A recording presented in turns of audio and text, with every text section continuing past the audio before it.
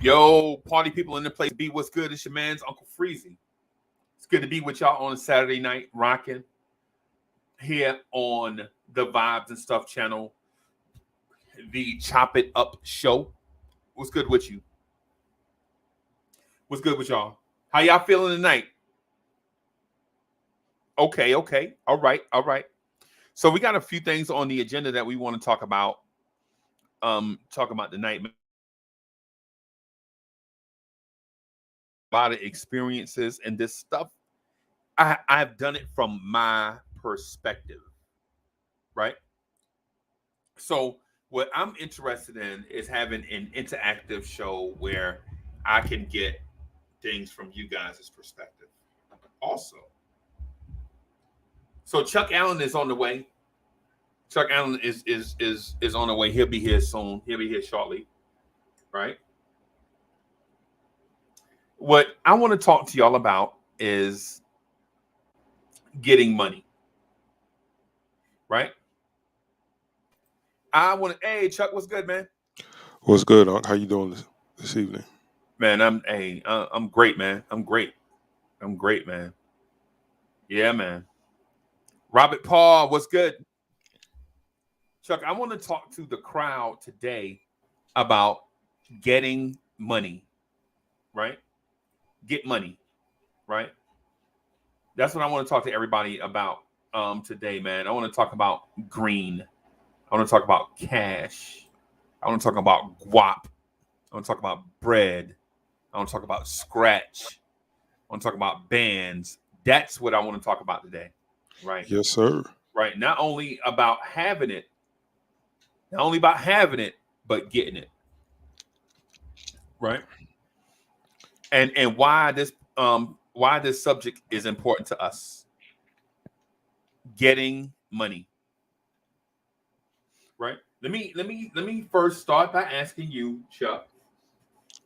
I want to get your opinion on this, your honest opinion on what is our obsession with getting money? What is that about? Do you have a perspective on that? On why we are obsessed with getting money?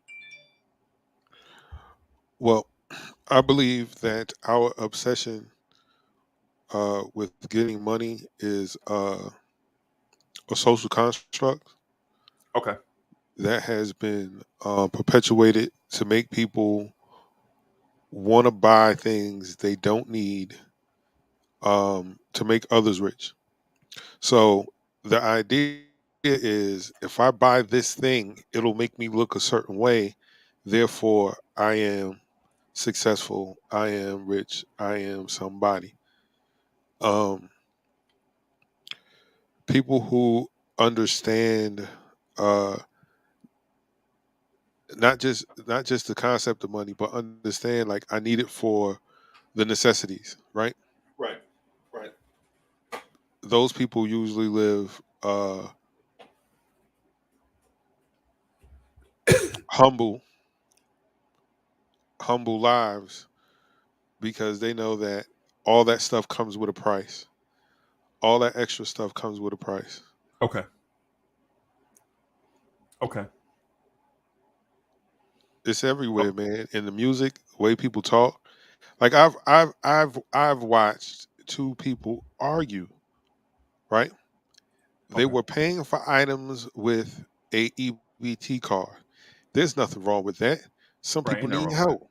Ain't nothing wrong with that at all, right? But I guess the other person, you know, allowed them to use it at one point, Okay. use theirs at one point, and so they're like, Right. "Hey, man, since we here and I let you use mine, can you grab this for me?" Right. And so, long story short, they got into an argument over the amount, Right. and within the course of the argument, both of these people called each other Right. broke ass so and so's, and I'm Right. like, wait a minute, y'all in here using an EBT card. Right. So both of y'all need to shut the. But it Right. was supposed to be such an insult to say that you're broke, you know. But these are the same people that you see every day when the new Jordans come out. They got them Them. Got to have it. right. Got a $1,000 outfit on. Right. They don't even have $100 in their pocket. Right. I have to get this money to look a certain way. Got $1,000 outfit and their rent is $2,000. They spent half their rent for an outfit. Exactly. That what a real baller, if you a real G, you only gonna wear that outfit one time. If you got it like that, you Right. gonna wear that outfit one time. If you got it like that, right? But if you a hustler, if you're a grinder like me, I'm wearing that outfit until the threads fall out of it. Exactly. But listen, this is what I'm gonna do. I'm gonna take care of that thing. You feel me? You feel Right. me? I'm gonna take care of that thing. Let me speak, Chuck. I want to speak to the crowd tonight, man. Jay Boogie, what's good? Jay Boogie says, question: how do you get money and not spend the money that you got to go and make more money? Shout out to the chat. They're like that. Blessings, health, safety to all y'all. Salute. Three capital S's. Jay Boogie, great question. How do you get money and not spend the money that you got to go and make more money? Right? So this right here from Jay Boogie is an excellent question. Shout out to my big brother Jay Boogie, Yes, sir. right? Salute. Because this question is asked from a G's perspective, right? This is a G question. This is G status question right here, right? And so here's the thing, right? And this is the thing. How do you get money, right? Grinding, right? And not spend the money that you got grinding to go and make more money, right? So, Jay Boogie, thank you for this question. It's called investing in yourself. Investing in yourself, right? So here's the thing. Right? Say I work with Jay Boogie for 1 week and I make $1,000, right? And Jay Boogie like, hey, Uncle Freezy, that's it. You work with me this 1 week, right? You made your $1,000, right? Now you on your own, right? I can't go back to Jay Boogie, but like, yo, don't leave me out there, yo. You supposed to be my brother. Don't leave me out there. Nah. What you do is you take a portion of that money you made with Jay Boogie, a portion of it, say a quarter, say 250, right? You invest in the lessons learned, and that is your operating money going forward. That 750, that's in the bank. You got to save it. See, the 750 ain't getting ready to go buy you some jeans and some Jordans with that. Right? You got to save that.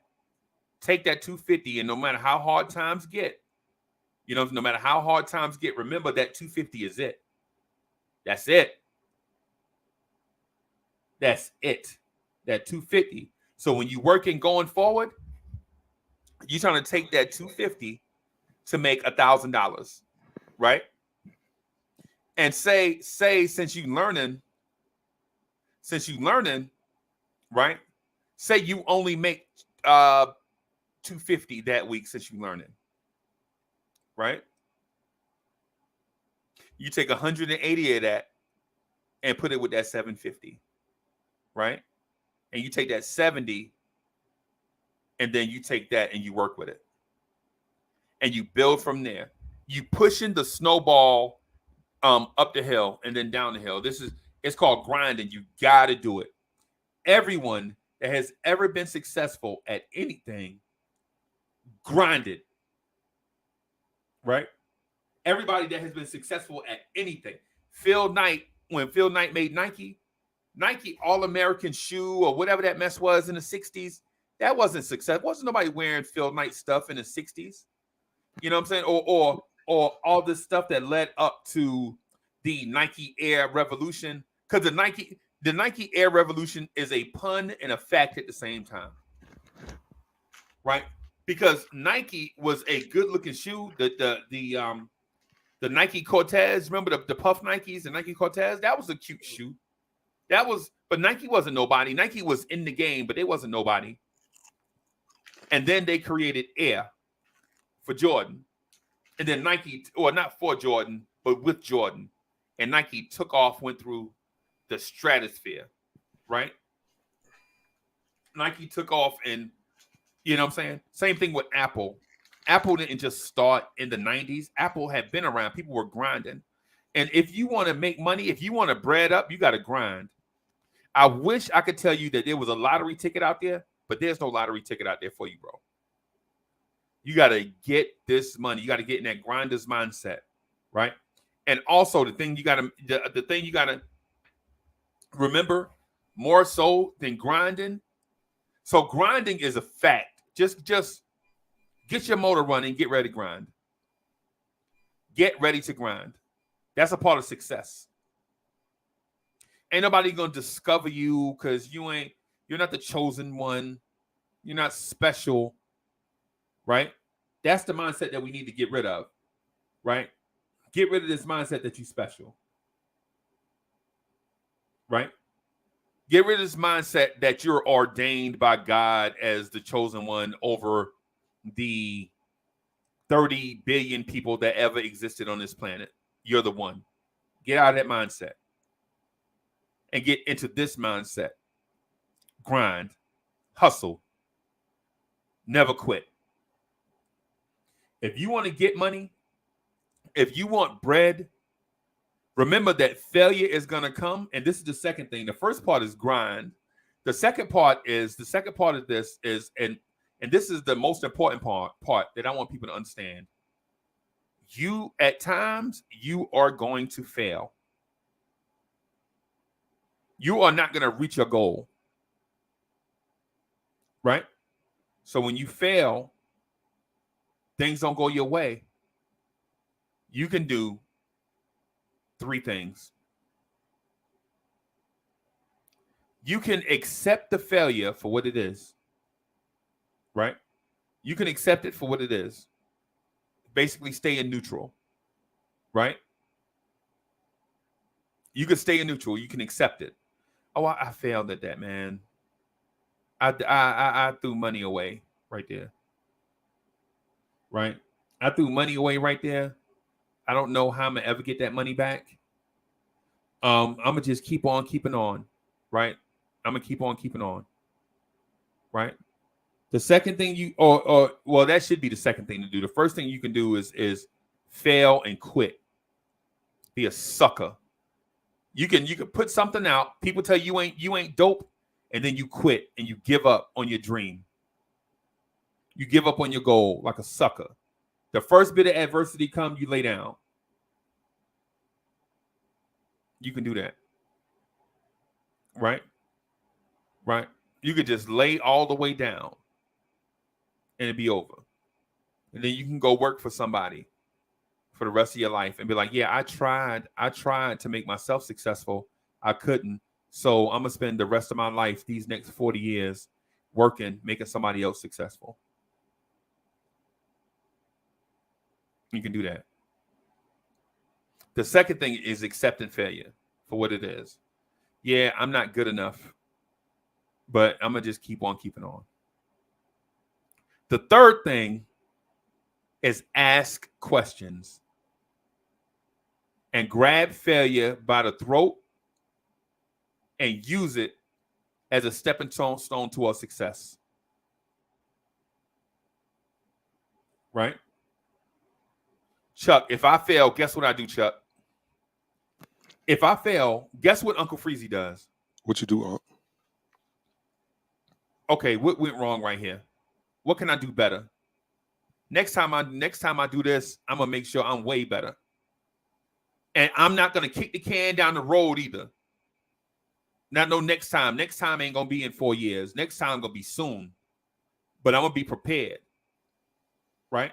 So for those that are listening to what I'm saying, getting money, sometimes you're going to fail. And you can do 3 things. You can accept failure, give up, and quit, lay down like a sucker.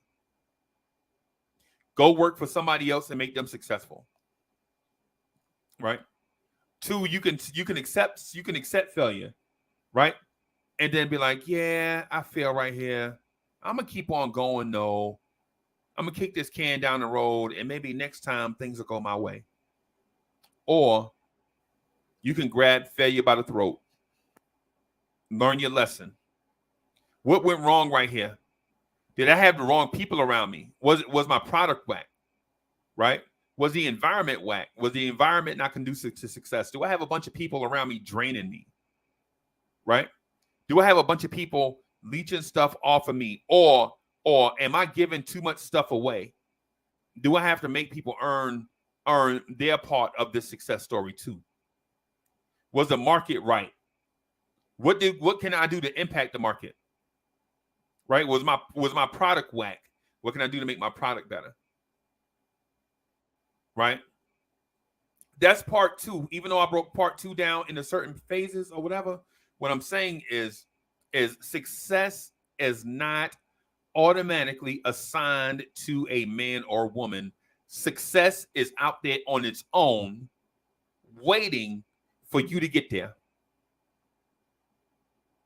Now, you can quit on your journey. You can quit on your journey, or you can take all your failures and use them as rocket fuel to success. Because the road to success, and I say this often, the road to success is littered with the body of quitters. On the road to success, you are going to be stepping over the bodies of quitters all the way there because they wanted to get to success, but they quit. And you got to step over them, and you got to stack them up to climb over obstacles to get to success. Are you somebody that wants to get money willing to do that? Are you willing to be that person that's grinding more than everybody else to get to success? Or are you the person that wants to talk about getting money? Are you the person that wants to talk about success and not wanting to get there? And in order to determine that, you have to understand what your personality is. Who are you as a person? Right? Who are you as a person? You have to look at the man in the mirror and be like, yo, are you this guy that you think you are? Are you this person you think you are? Or are you a person that wants to talk about this stuff? What you thinking, Chuck? You definitely said a lot, but one thing I want to ask is, because you use the phrase several times, success. If you're trying to get to success, can you define success? Is success universal?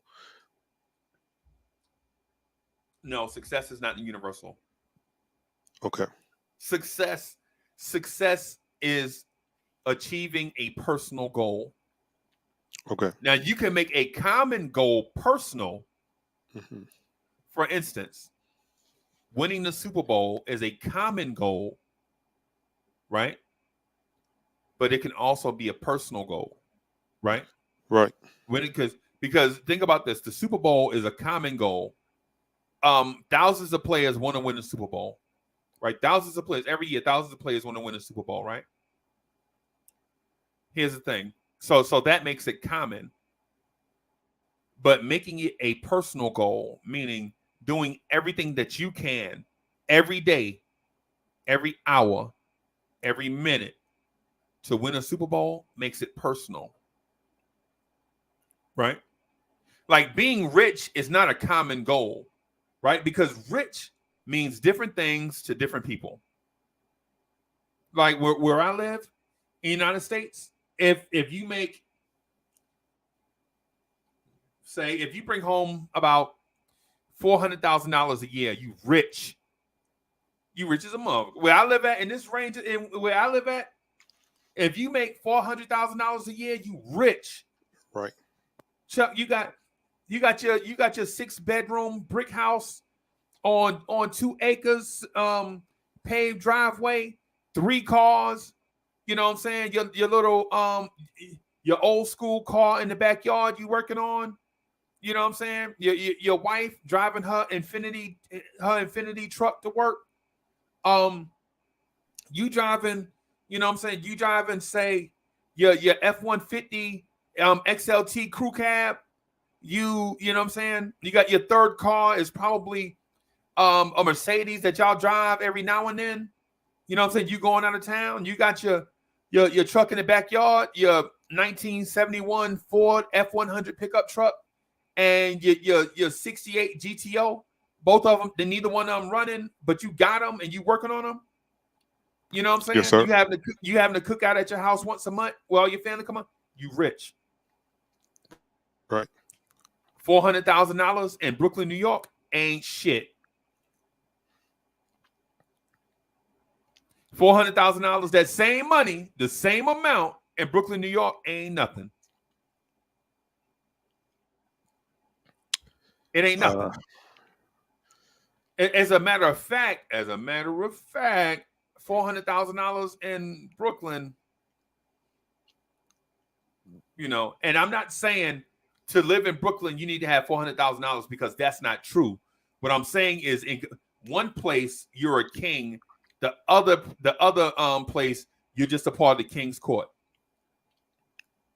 Right.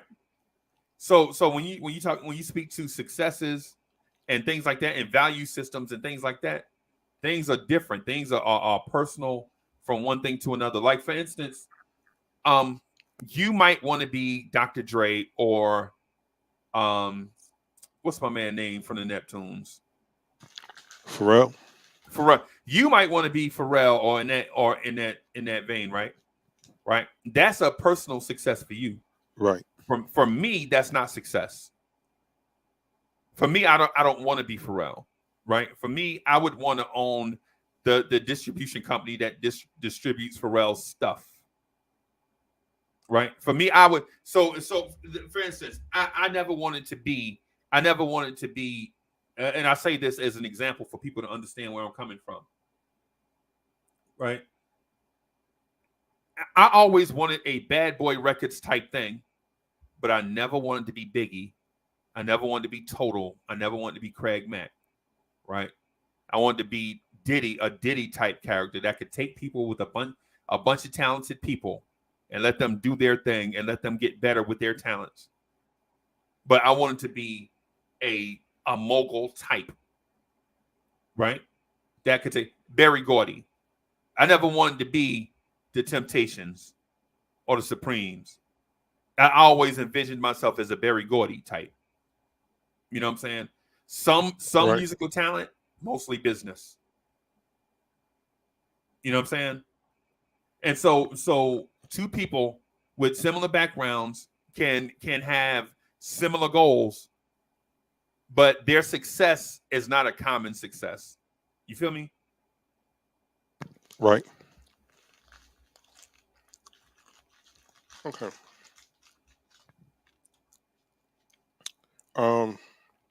The reason I wanted you to give some definition is because a lot of people look at other people as a measuring rod of what success should be, right? Instead of making it a personal thing about what it is to you. Because, like you said, someone living in the South, $400,000 a year, they're a big deal probably in the small town that they live in, right? Right. And their whole mantra is being comfortable. If mama called me and tell me she needs $10,000, there's no wait to next paycheck. Right. It's all right. You'll have it. You can go pick it up. Right. I'm driving to the house. What you need $10,000 for? Yeah. You know what I'm saying? I'm driving. I'm going. What you need to know? What you trying? You trying to get a boob job on him? What you? What you do? Yeah, you need $10,000 for. You know what I'm saying? You know, I'm interested. Yeah, so I feel you. I feel you, right? I feel you. Yes. So, also something that I wanted to speak to is that sometimes on the road to success, sometimes that's not a road. The thing that you're looking to be successful at, sometimes you just, sometimes it's not for you. Right, Because do you know how many guys prepare and get ready for the NBA? right. And Every year, thousands, every year, but thousands, but only a few are selected. 60 are drafted. Right, Right. So there are some guys that have probably been in the G League, 5 or 6 years. right, There are some guys who foregone all of that and went overseas and played in Barcelona or Turkey for the past 10 years. yep, And you may never know their name. You may remember their name from college. You may not remember them from college. right, Uh, Someone on the outside looking in will go, "Oh well, they didn't make it to the NBA, so they're not successful." right, Because that was the ultimate goal, to make it to the NBA. right, Um, I say, anytime you're doing what you love and getting paid for it, is a level of success. right. Because that's Um, personal. right. Yeah, Um, because again, everyone is not going to be the work that is necessary to get to be at the top, to be one of the selected few, right? There's a lot of work and dedication that goes into it, and then sometimes work and dedication isn't enough. right, Sometimes you just have to be great at what you do. right. You know, just continue with the basketball analogy. There are guys that are absolute gym rats. Yep, You know, um, but that hard work has never yielded them a roster spot on the NBA team. right, Are they a failure? No, they just reached their potential ceiling. That's it.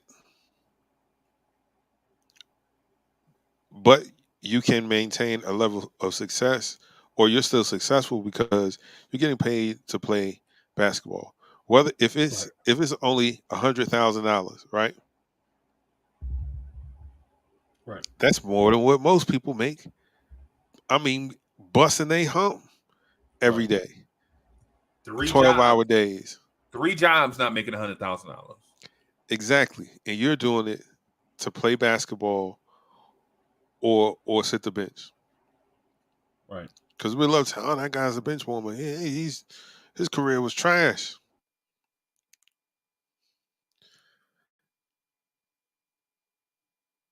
If I can walk away from anything, any job, and I can walk away with millions of dollars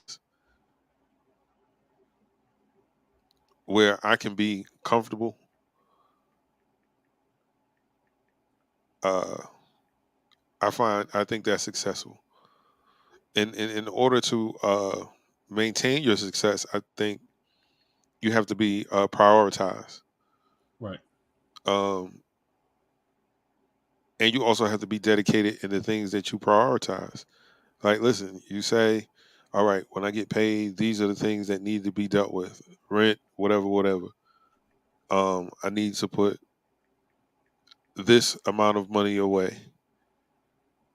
This is the amount, when you budget, well, this is the amount of money I can spend. Once this is done, that's it. I thought that was a great example that you gave earlier about working for $1,000 a week and then that's it. How Yep. do you get that money to grow? How do Right. you, if it were me, 750 is getting put away. 750. You got to. You have Yes, to. have to. You absolutely have to. Um, I'm going to Costco's or a local grocery store that has the waters, the cases 3 for $10. I'm buying a couple of those, Yep. a couple bags of ice, and I'll be at a main intersection getting that water off. Right. Dollar a piece. Right. I paid $10. There's 24 bottles of water in each case, and there's 3 cases with $10. That's 72. $72. Yep. That's a $62 profit. Yep. And I can continue doing this. And then as time goes on, now that I've had success with the waters, now I might start adding sodas to it, or juice, or newspapers, Right. or gum. Not all at one time, not all at one Right. time, but incrementally as you find success with one thing. Okay, well I made a $62 profit. So this time I'll spend $20 worth of water, and then I'll keep That working that, that that don't go bad is never a diminishing product. Buying bottled water, you ain't got to worry about expiring. ever. Right. So now you've bought you've invested in um, a business that has low startup, low Yep. overhead, right? Yep. Yep. Can't sell no water, then guess what? You got water for your house, right? Right. And I think if you start off doing little things like that, you can keep that 750 and never touch it. Yep. You can let that 250 continue to work for you, Right. right? And then before you know it, um, you're the convenience store at the light. Yep. Yep. Let me get some gum and a paper and some water or a juice. You know, Right. um, and that's a steady income. There was a guy. The reason I brought that up because there was a guy. I'm gonna find the article and send it to you so you don't think it's an urban legend. But there was a gentleman who made $1 million selling water. Okay. That don't. Selling No, I don't. I think that's an urban legend. I know people, bro. I've spoken to the arrogant millionaires that people dislike. Right. right, Right. And so I've been in rooms with these people. Right. Here's the thing. People think that these men are arrogant for a reason. Like they just born that way. I know a guy, man. Know a guy named Roger. Right. He started out. This is how he made his money, Chuck. His father disowned him because he had a drug problem. Father cut him off. He's like, if you don't get off that dope, you ain't getting nothing from me. He didn't get off the dope. His father didn't give him nothing. Right. He come from a family that was decent, a decent family. Like they were okay. Right. Think his father might have made like 250, $300,000 a year. He cut Roger off. And Roger is his real name, by the way. He want people to tell his story. Right. Guy I met in Miami at a conference. His father cut him off, right? Found himself sleeping on his homeboys' chairs until his homeboys got tired of him. Like, man, why don't you do something? You know what I'm saying? We can't get high for the rest of our life. You know what I'm saying? We gotta, dudes, his friends was like getting married, getting good jobs, cleaning themselves up. They like 24, 25. He's like, Roger, do something. He was like, yo, I didn't do nothing for another 4 or 5 years. Just get high. Just not drug habit, like not walking, not smoking crack, walking the streets high, right? But a functional addict. Go waste his talent in somebody's cubicle. And all he thinking about is partying when he get off. They turn 30, and he like, yo, why we don't hang out no more? And they like, yo, because we're adults, man. We're adults. Right. So they laid it. So his jobs and stuff got laid off. He knew more than his boss, right? But he was lazy because all he wanted to do is get a check and party. So one day they get laid off, and he don't have no place to stay. Like he trying to bum a place to stay. Like, yo, I'm down on my luck, man. I just need a place to stay until my check come in. Everybody's like, nah. Right? So he hang out all night drinking and mess around and sleep on a park bench. Throw a newspaper over his face. He sleep on a park bench. Right? All of a sudden, somebody poking him with something. He jump up like, hey! It's the police. Like, hey, man, you can't sleep here. Get out of here, you bum. This is the police telling him, like, go somewhere. You ain't got no place to go. Go somewhere for I take you to jail for loitering or something. So this was like 4:30, 5 o'clock in the morning. He like, oh, snap. I am that dude. That was his awakening, right? His awakening is like, I'm homeless. I don't have nowhere to go. He told me, I don't have nowhere to go. He's like, you better get out of here. So he walked. Right. So he get paid that morning. He lucky. He had his wallet on him and everything. Somebody could have beat him up and took his wallet, all that stuff. This is part of the story he tell, right? Somebody could have mugged him. He sleep on a park bench. He drunk.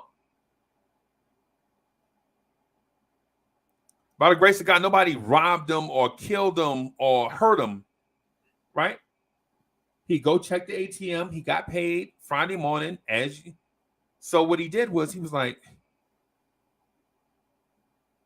do I go rent me like a week motel room and try to figure this out?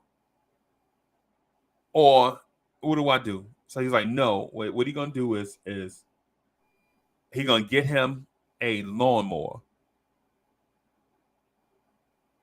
Went to the pawn shop, walked around, got him a lawnmower, right? Got him a bicycle, right? Got him a weed eater. Got him a can of gas, the gas can. That got all that stuff. He was like, yo, Alfred Griffin, what's up, man? So he got all this stuff. And what he did was he found him a place under the bridge where nobody could touch his stuff. And he rode around asking people if he can cut their grass. Right? Started from the bottom, Chuck. Got him a lawnmower. The lawnmower would hardly crank. It was shut off on him. But he had to learn how to keep that lawnmower running, because if he didn't, he wouldn't make no money.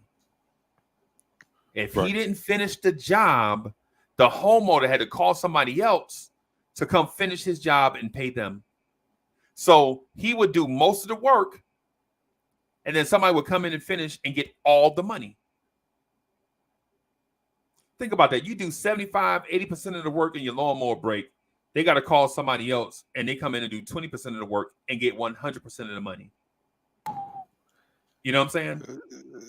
Ouch. So he had to learn how to keep the lawnmower running. So the first week and he worked 7 days a week now. 7 days a week. He get his stuff, go at that same place under the bridge, sleep under that bridge, make this money. So he did 10 yards. I think he said he made $200.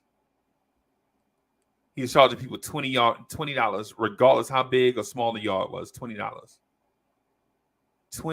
Chuck. Sometimes it'd be like an acre of grass, and all he would make is $20. But he had to undercut everybody in order for him to get that $20. right? So then he bought, he messed around and got a deal on it. Now, mind you, he was working, trying to do this hustle. He was still getting unemployment too. He got a severance package. He got unemployment and all this stuff, as he got laid off, right? He's getting like $250 a week for unemployment. He got a severance package. I think was like 2 paychecks up front and a normal paycheck a week for like 8 weeks. And then after that, nothing. Right. But by the time that 8 weeks had come, by the time that 8 weeks was over, he had a truck, right? He had a truck that he could sleep in. He had 2 lawnmowers, the weed eater, and the gas. So he was putting money in the bank as he made money. Sleeping in his truck. Go to a service station, exit, and go in there and wash up after work, and then get in his truck and go to sleep. Right. 3 months later, he could get him a shop. He got him a shop, right? Where he was paying like $800 a month to store all his stuff, and he would sleep in his shop. Right. So here's the thing. As months turned into years, he was doing a 75-25 equation. 75% of the money is in this account for this business. 25% is operating costs. And I'm including myself in the operating costs, right? And at 25%, I'm what I'm drinking, what I'm eating, clothes, all of that stuff going to the cost of the business, right? So it comes a point where he sells the shop. All the property around him, the value is going up. Dude comes to him and wants to buy the shop. He bought the shop for, I think he bought the shop for like $40,000, $45,000, right? He didn't have it, of course it's financed, so he didn't pay the $40,000 up front. He financed it, right? But with the 75-25 method, he took that 75 and paid off the thing. Right? Now he owned this thing outright. Right? Property value goes up. They buy the shop and the land that it's on for $200,000. Right? He's still cutting grass every day. His pop sees him at a gas station. Like, hey son, what you been up to? We've been worried about you, man. We've been praying for you. We hope you're safe. He like, man, Pop's gonna kick this habit. I got me a small business. I've been at it for about 2 years. I just been grinding every day, 7 days a week, just trying to get my life together. Just trying to get my life together. The Pop's like, oh yeah. He's like, yeah, man. This is all I've been doing. He's like, your mom's been worried about you, man. We having a cookout Saturday. You gonna come by? He's like, no, I won't be able to come by, man. I have like 10 yards I gotta cut. I gotta start like 6 o'clock in the morning. Right. He's like, well, when you get finished, just come on by the house. So he cut the yards, man. And he's so embarrassed that, sun going down. He get to the house. He nasty. He got grass clippings all in his clothes. The family throwing this nice party. Everybody dressed well. They got, hors d'oeuvres, big pops, big Roger cooking in the back. Right. You know what I'm saying? They got, all kind of stuff, He show up, mom in there crying. She's so happy to see her son. She's like, hey, come here, baby. She's so proud. She just glad to see him. He smelled like ass, Chuck. He smelled like a dude that's been sweating in the sun all day, grass clippings, and and gas. That's what he smelled like. He smelled like a dude that's been sweating, grass clippings, and gas, and oil. Grass and gas. Yes. That's what he smelled like, right? So this guy is like, yo, hey man, how you been? I'm such and such. And it's a guy that Roger used to work for. And Roger said he was so embarrassed to see him. That he was so dirty. You know what I'm saying? He was like, how you been, man? Everybody's been worried about you, concerned about you. Right? I was like, yeah, man, I've been doing good. I fell on hard times, man. I got myself together. You know what I'm saying? I just got this small little business that I enjoy doing. And I'm just trying to, Like, oh yeah, me too. I got out of the game too. I got something different. I'm in real estate. So this guy says, Rod, so what you gonna do with the money you making? Rod's like, I'm not doing anything. I'm just doing 75-25. Regardless, if I make $100 or $1,000, it's 75-25. Put 75% of it away, operating with 25. He's like, man, that's smart. That's smart. You should have a nest egg right now, right? He's like, yeah, I have a very Roger's like, yo, I have a very, very tiny nest egg. And my man's like, what you gonna do with it? He's like, nothing. I'm gonna let that egg rest in that nest, which was a smart thing to say. Because you had a nest egg for that long, continue to let it grow. Right? Don't jump on the first thing to come along. The dude says, hey man, listen, I got a tax bill on a property that I can't afford. Right? So I'm trying to get liquid before the man takes all my money. Right? I'm trying to get liquid before the man takes all my money. He's like, what you mean get liquid? You know, blah, blah, blah. It's like, yo, I'm selling this trailer park for $60,000. Right? It's got such and such amount of old single wide trailers on it. It's like 20 acres. The foundation of it is good. All the septic tanks is good. The poles is good. The hookups are good. I'm just trying to sell it for $60,000. And Roger's like, yeah, shit. That's all I got. Roger's like, no, man, I can't do it, bro. Because if I give you $60,000, I won't be able to eat this week. Right? A man is like, and Roger's pops is like, Big Roger's like, yo, you can come, you always welcome here to eat with us, as long as you're doing the right thing. Right? So Roger's like, okay, I tell you what, I'm gonna take this chance. Let me go look at this place. Let me go look at it. Because I'm not gonna buy anything sight unseen, but I'm gonna go look at it, and I'm gonna have Big Roger help me. Right? So 2 weeks later, Chuck, they go out and look at the property. It's like, I think it's like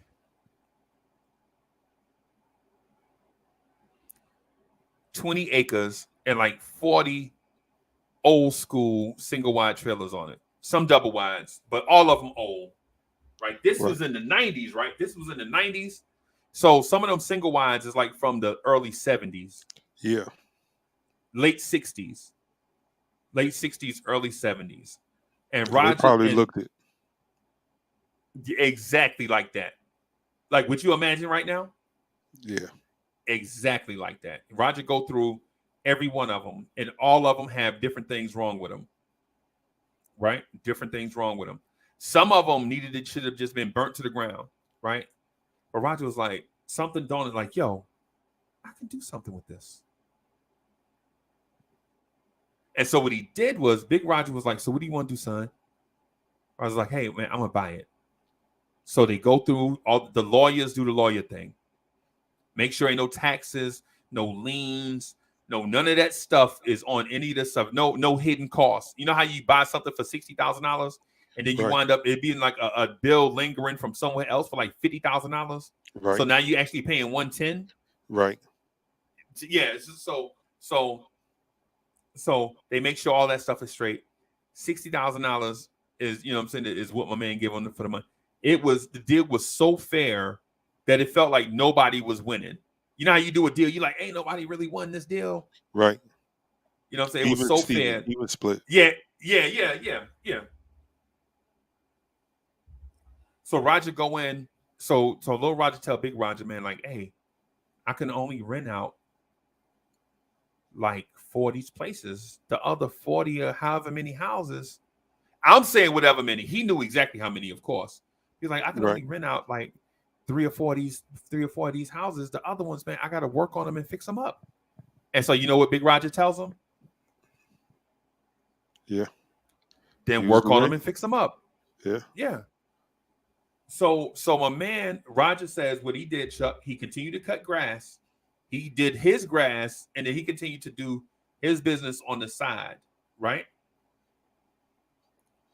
He finds a guy named Scooter.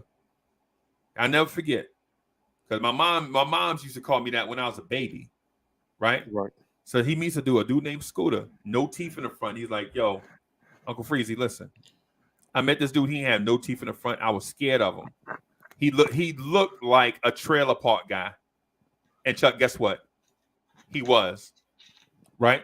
But Scooter goes to him and says, Roger, listen, why don't you sell me all these houses over here on such and such? Roger's like, nah, I can't do that. But what I can do, I'll let you stay in your joint for free if you fix up all the other ones over here. You fix up the houses on your row. I'll give you the keys. You fix up this stuff here. Start with the one next to you and work your way down. Well, what he didn't know was Scooter was good at that. And so Robert Paul, this is the part right here of the story that I said success is personal successes.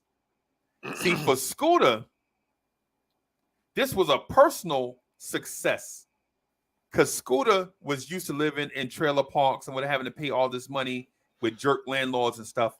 His personal success was he found somebody that believed in him, that let him live rent-free if he did the things that he do best.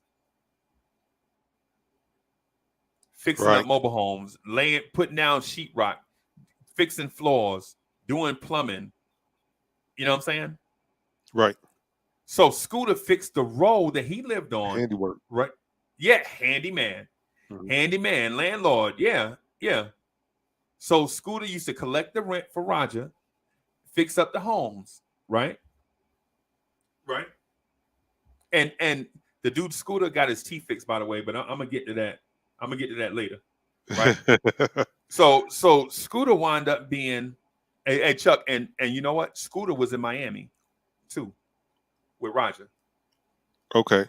These are the two dudes. Did I ever tell you about the story about the Ferrari? The first time I ever saw a Ferrari? Nope. It was a dude named Roger and a dude named Scooter. Right? These are the two dudes. The one disowned by his father that wound up buying a trailer park and wound up being a real estate mogul. Because what happened is the money, Scooter fixed up all those trailers, right? All those trailers. Scooter, I think it was like 40. I think 40 sounds right. 20 acres, 40 trailers. That sounds about right? So yeah. Everybody got like half an acre. That's a lot of land for a trailer park, right? So anyway,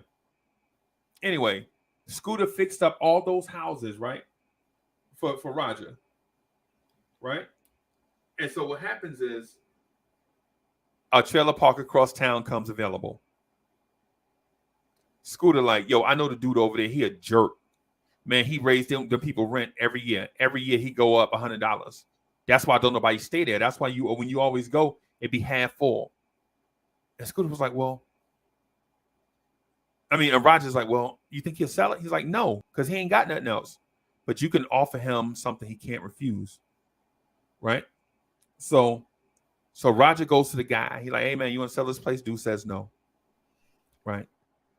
Dude was like, the trailer park is probably, right then, the trailer park is probably worth about $500,000. Right? Okay. Roger goes to him and is like, yo, I had people estimated, man, this place ain't worth nothing but about $500,000. The dude was like, I'm not selling. The dude was like, I'll tell you what, I'll give you $650,000 cash right now. I will go to the bank and withdraw it, put it in a duffel bag and bring it. And dude was like, no, not that much money. But I will sell. The dude was like, I'll sell when you want to get together. Dude was like, I can have my attorneys meet with you in 2 weeks. He was like, no. We got to do it right now. So Roger calls his attorney. His attorney is out of town. His attorney races back in town to do this thing for Roger. Of course, he had to give his attorney like $7,000. Right. Too. Just to stop what he doing, just to come, you know what I'm saying? So Roger buys not only does he own the one that he had, the one that Roger owns, let's call it Candyland. Candyland, the one that he bought is nice, pristine, but it's old trailers on it. Now they nice, they fixed up on the inside, they work. It's a safe environment. You know what I'm saying? They all are nice on the inside, but on the outside, they look like the 60s and 70s. Right. The one across town is a step up, but it don't look nice. It looked like a rundown trailer park, and it ain't safe. You know what I'm saying? It's not safe in there. So Roger take over that one and brings that one up, right? And what he does is, Chuck, he continues on this path, like he continues like buying these mobile home parks. 40 trailers, $500 a month, whatever number that is. What is that? $500, 40 sounds like 200,000. Is that 200,000? Or 20,000. A month. A month is what he making in rent. 20,000 a month, right? In rent, that's what he making, right? He fixed up the other one. He charging $600 a month over there. He got to get rid. He got to evict all the dope boys, the junkies, the pit bull fighters, all the you know what I'm saying, everybody, all the heretics or whatever. He got to evict them some way or another. Like, as soon as he smell weed, he calling the police. As soon as people music too loud, he calling the police. As soon as somebody dog is off the chain, he calling the police to get him out so that he can update, you know what I'm saying, make it safe. Right. And so, long story short, I leave South Carolina. I go to this meeting in Miami. I meet this guy named Roger. He looked like a grease ball, right? He the white dude with long hair. He got on the leisure suit, expensive watch, don't even fit his wrists. You know how people have the watch and the watch be sliding around on their wrist. You can tell they hadn't had it. Yeah. They didn't get it from the jewelry store. They bought it off somebody. You know what I'm talking about? Right. You know, people have like a. It's too loose. Yeah. You see a man with 4 rings on his hand. You like, this dude got a ring on every finger, on both hands. You know what I'm saying? Something about this dude just don't. And then I see the dude with him. His teeth is pristine, bro. He got Denzel teeth, right? But he don't never talk. He laugh occasionally. You'll see his teeth. His teeth's perfect, man. Top and bottom, perfect. Right? Dude introduces himself to me.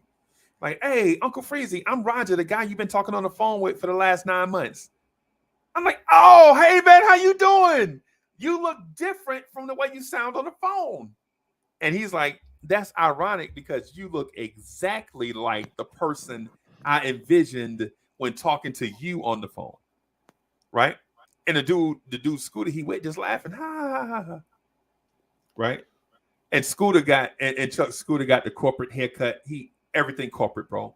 Perfect teeth, suit tailored, all this stuff. He like, hey man, you want to go get some drinks? I'm like, hell yeah, that's what I came to Miami for, to get drunk. Let's go. You know what I'm saying? This is me trying to break the ice with the client, break the ice with the clients, man, get them to, right. So we get into this bottle of Tito's, right? Yep, that's right, Tito, the tequila, right? It's a story about that. A person I know knows the story of Tito's. The vodka that everybody drink, right? They know the story of Tito. Tito didn't start out as a fine beverage maker. He started out making vodka in his mama bathtub. But that's another story for another day. Right? So Roger tells me, so I'm like, hey man, so how did you come into your wealth, man? You know, I look like you got mob ties. This is me after some drink. After a few drinks, I don't really have a filter. I just get straight to the point. Like, you look like a mafia dude. Like, why?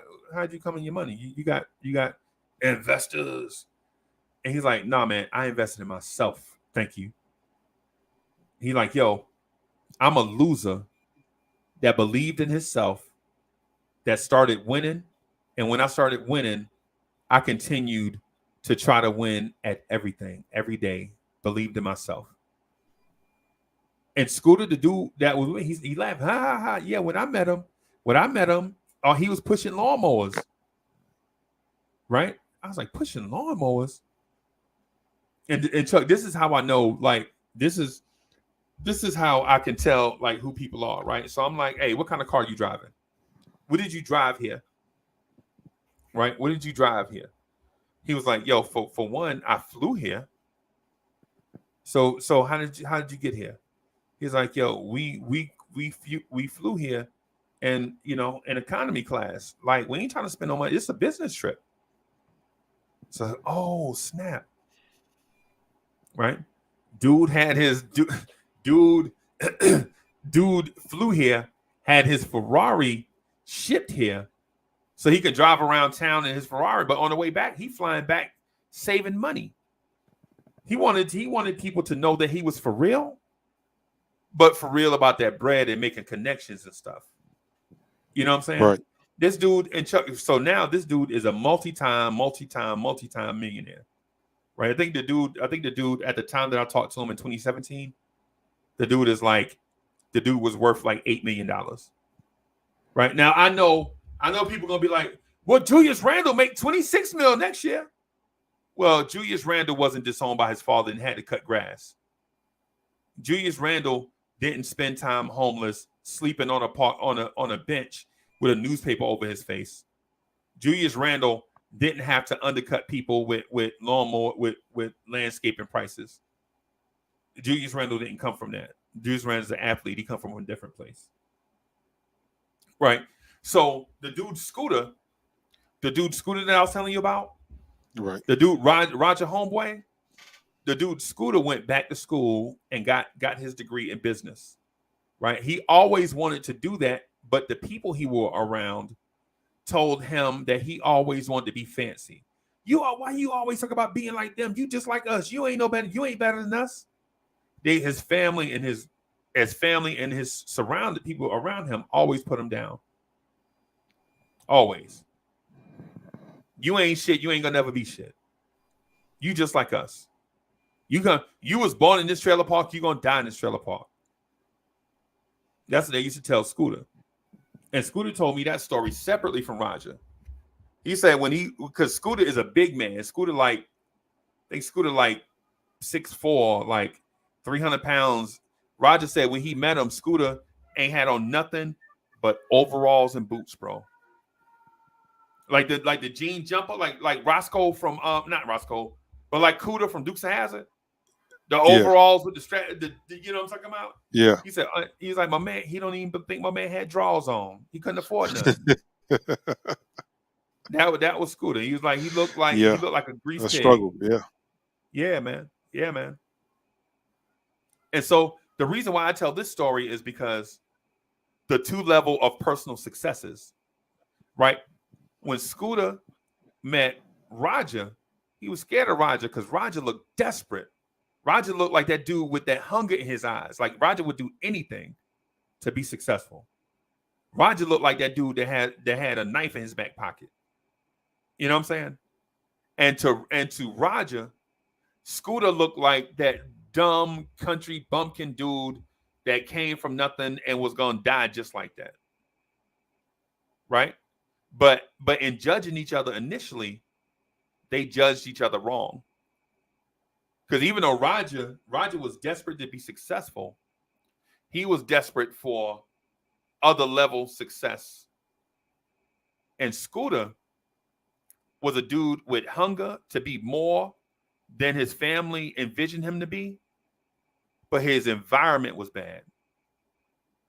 Right? So it was like the two personal successes. When Scooter met Roger was like, think about Scooter background. Scooter background, 3 generations living in a single wide trailer. Right? The grandma living in the big room, the mama living in a room, and he living in a room. His sister done had a baby and moved out with somebody else, and they like on the other side of the trailer park. All these adults, like 7 adults, depending on one car Only one person had a driver's license. Guess who it was? Scooter. Right? The mama Scooter. lost Yep. the mama lost her license because of DUIs. Always drunk, always driving. Right? Grandma too old to drive. Sister ain't never got her license. Boyfriend wasn't never hitting on nothing. He still ain't hitting on nothing. Probably it's 2022. He probably still ain't hitting on nothing. But Scooter, all he needed was a chance. And Roger gave him that chance. Right? Roger was like, okay, I need somebody to fix these houses, but I can't do it because I also got to run this other business. I'll let you stay here in this single wide here if you fix up all the other single wides. And ain't nobody never believed in Scooter to give him a chance. So Scooter was like, you know what? I'll do it. I get a free place to stay. You know what I'm saying? Lights and water is on. Lights and water. All I got to do is feed myself and fix up these other things. Right. And so two dudes meet each other on what they thought at the time was like the most desperate time in their life. Right? 25, 30 years later, these dudes is taking fancy trips to Miami, eating fancy foods, driving fancy cars, and people think that they were born into that. Now, here's the thing. They don't take nothing. They don't take no mess because they know where they come from, right? Like when people try to BS them or sugarcoat them, they snap, they go off because they know where they come from and they ain't trying to go back there, right? They know where they come from and they ain't trying to go back there. So they don't have the patience, so to speak, for BS and stuff, right? And so, Chuck, these are the type of stories that I be wanting to tell people, like people that's listening, like for those of y'all listening that maybe want to be something bigger than what you are today, and it don't look like you can get there because you have so many things you feel like are holding you back. Listen, nothing can hold you back from your dreams and stuff. You feel me? Nothing can hold you back from your dreams. The only thing that can stop you from being the person that you want to be is you. That's it. That's it. Nobody can stop you from being, as I do the Donald Trump hand signals.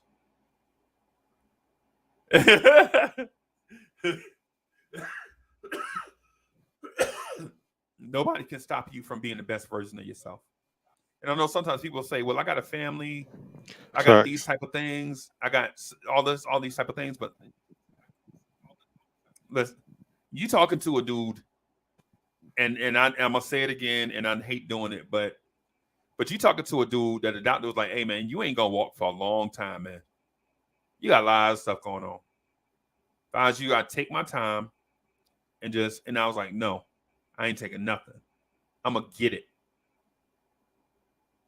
I remember when Dr. Constantine, when Dr. Constantine did surgery on my leg, she was like, yo, Uncle Freezy, this injury that you got is usually like an old person's injury.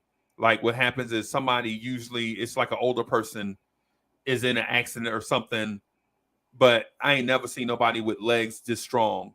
And what it was is, you know, I had been in the military. I had been boxing and all these different things. And she was like, when she put the scalpel to my thigh muscle just ripped open, like, because I was in shape, basically. Yeah. E. Gibson, what's good with? Hey, Chuck, I'm gonna go grab something to drink. I'll be right back. Okay. Okay, no problem. Yeah, man. So it's important, man, to when you're on your grind, man, to stay diligent.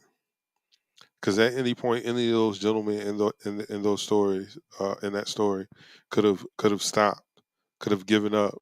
You know, it was their intestinal fortitude that gave them that extra to keep pursuing. Because that's all people need sometimes is an opportunity and a chance. You know, we write people off so quickly because of how they look or how they were brought up or who their parents may be, who their family members are, and we're quick to say, well, you're only going to be what my imagination says you are. And that's the furthest from the truth, man. As you heard, um, two guys took impossible situations and made the absolute best that they could out of them. Um, is it as much money as some other people? No, but it's way better than where they were. Um, being sleeping under a bridge to being worth $8 million is a testament to that man's hard work and to the gentleman who went from wearing overalls with no front teeth to wearing custom suits and rocking new porcelains. You know, you have to you have to tip your hat to that, man.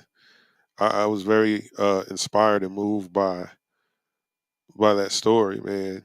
Um, and the great thing about it is that story still has yet to end. It's still writing itself, with each level of accomplishment. Um, yeah, man, going from sleeping under a bridge, cutting grass for $20 a yard to saving enough money to purchase a motorhome park, uh, Yeah, man. doing well with that to a point where you were able to buy another. Yep. Yep. And uh, again, that's just the a testament of not giving up. Um, even at hitting rock bottom, he could have easily said, "All right, well that's it. Right. I don't got nowhere else to go." Right. Um, but he saw a way.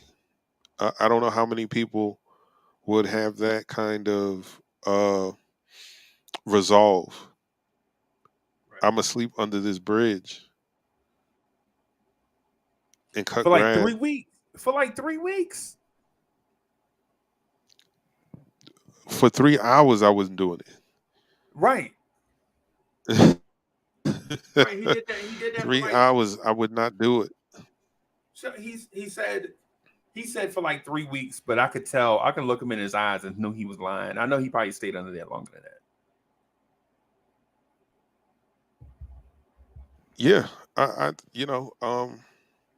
and then go from that to sleeping in your car, to sleeping in uh, your office building, your shop. Yep. That's what I'm saying, man. Like you, you have to have that intestinal fortitude. You have to have that. I c- I can't give up now. Uh, this is only the beginning type of attitude, because when you are self entitled, when you feel like someone owes you something, you'll be looking for another couch to lay on, Yep. versus saying, let me put myself in a situation where it forces me to be self sufficient. It forces me to stand on my own. Right. Um, because think about it, if someone else would have given him a place to stay, this story probably doesn't Right. end up this way. Right. And in the beginning of the story, Chuck, and what I meant to emphasize too is he gave up on himself. But what happened is where he got motivated is when other people gave up on him. No, you can't stay here no more. When he have no place, when he realized he have no place to stay, he couldn't go to his parents' house. When people was like, "No, You 30. What are you doing with yourself? You 30. You still want to do stuff like we 16? Nah. That's when the light bulb went off. That night when everybody, Chuck, you know they had places for him to stay. You know he could have stayed with them, but they didn't want him to. Think about that, man. When somebody don't want you to stay with it, you got to be below scoundrel level for you not even offer somebody a couch to sleep on. Yeah, you could sleep on the floor in the living room. And when it's beyond that, yeah. Now he probably worth. When I met him, he was like worth $8 million. I ain't talked to him in like 5 years, right? When I ain't talked to him in like 5 years, I'm sure he's still at a minimum still worth $8 million, right? Because since then, since 2017, a lot of stuff is going on in the world. A lot of stuff. So right. Yeah, that's what I'm saying. Like that's what I'm saying. Like people have this get money mindset. Get money, get money, get money. I'm gonna go get this money. Okay. Are you really desperate to get money? Or are you desperate to tell yourself I'm worth something if I try to get money? Right? Because the underlying thing, self-worth, is very important. Very important. As a human being, you have to have a feeling like you are worth something to yourself and your community. Right? It's the reason why people do the fake rich thing. You know how people like have the fake rich thing? Like putting diamonds in your teeth? Like doing the fake rich people stuff? Like when you think Roger would have got diamonds in his teeth? No. But to people that are broke, you put diamonds in your teeth and make it look like you got money to blow. I'm so rich, I got money to blow. Right? When is there ever one though, Chuck? You ever seen somebody that look rich? For instance, who impresses you more, Slick Rick or Jeff Bezos?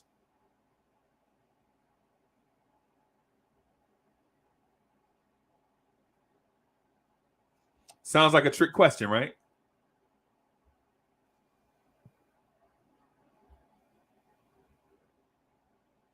He's by far.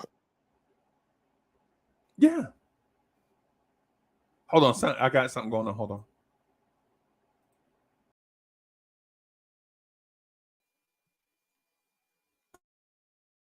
Was is Jeff Bezos standing there? I would say, the dude with all the gold on was the guy with all the money. Right. Right. Right.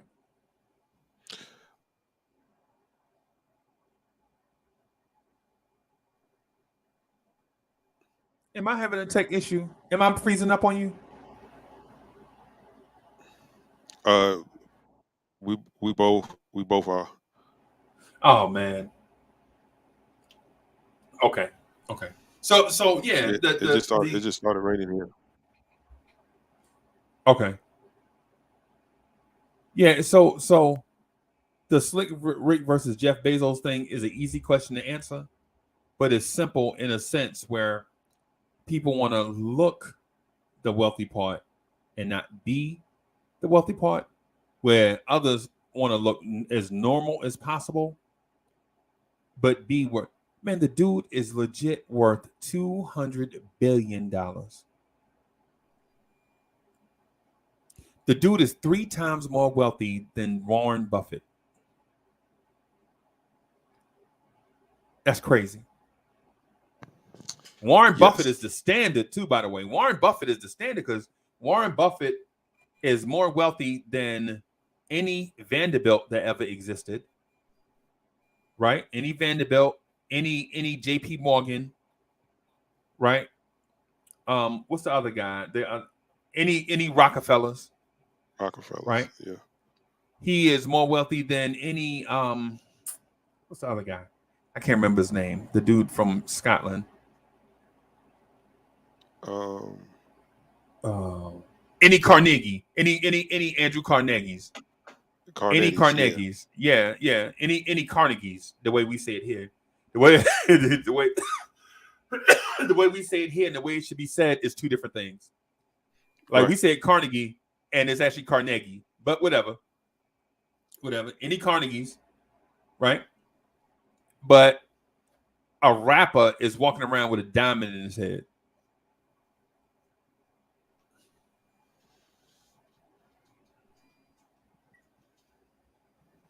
Well, there's a difference between someone who's wealthy, someone Right. who's rich, and someone who has money. Right. What's the difference? Big. Uh, well, the person Shaquille O'Neal is rich, Okay. but the Bus family is wealthy Yeah.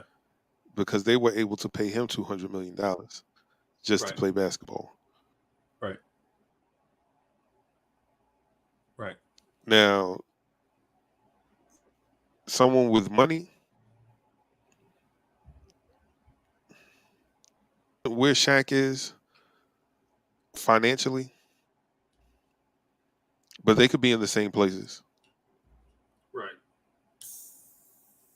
And most of us aren't people with money like that.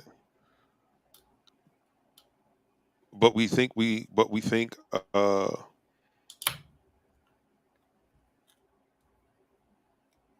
looking the part, like everybody. And this is no knock. This is no knock to Dapper Dan. But people would go get these outfits made by Dapper Dan, with the Gucci fabric or the Yeah. Louis Vuitton fabric, Yeah. and pay lots of money. Yeah. Good money.